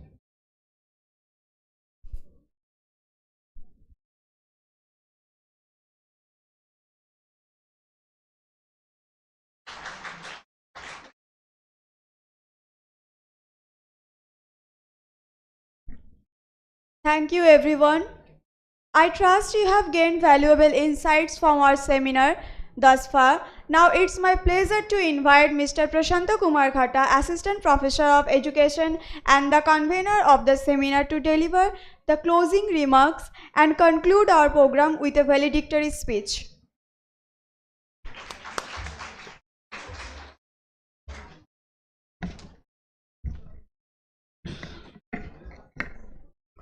Good afternoon. I am overwhelmed with the feeling that discourse based on rigorous discursive representations by eminent resource persons from different universities on empowering higher education in the light of NEP 2020 must have satisfied and enriched the cerebral faculties of all scholars, academicians, intellectuals, and students present in the seminar. I would like to extend my deep heartfelt gratitude to respected Rishikesh Senapati sir, Professor of Education, RIE Bhubaneswar and former Director of NCERT New Delhi. Respected Bimal Kishore sir, Head Department of Education, Central University of Jharkhand.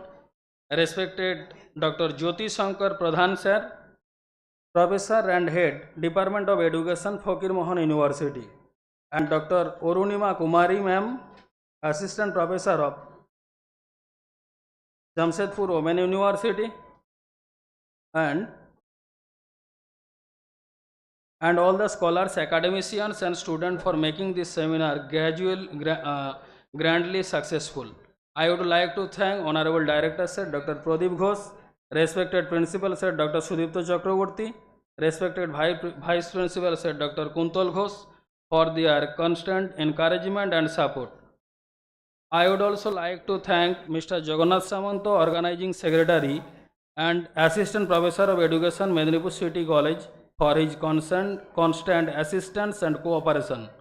Again, I would like to thank respected Mr. Abhishek Das, Assistant Registrar, Medinipur City College, Dr. Sabuni Pradhan, Assistant Professor of Nutrition, Medinipur City College, Dr. Tapan Das, Assistant Professor of Agricultural Science, Medinipur City College, Dr. Ajay Babu, Assistant Professor of Education, Tamralipta Mahavidyalaya, and all my colleagues from the Department of Humanities. I would like to thank Mr. Suman Mullik, IT Support, Designer and Nodal Officer of Medinipur City College, and my other colleagues from Administrative Office of their constant support. Thanks once again. Thank you.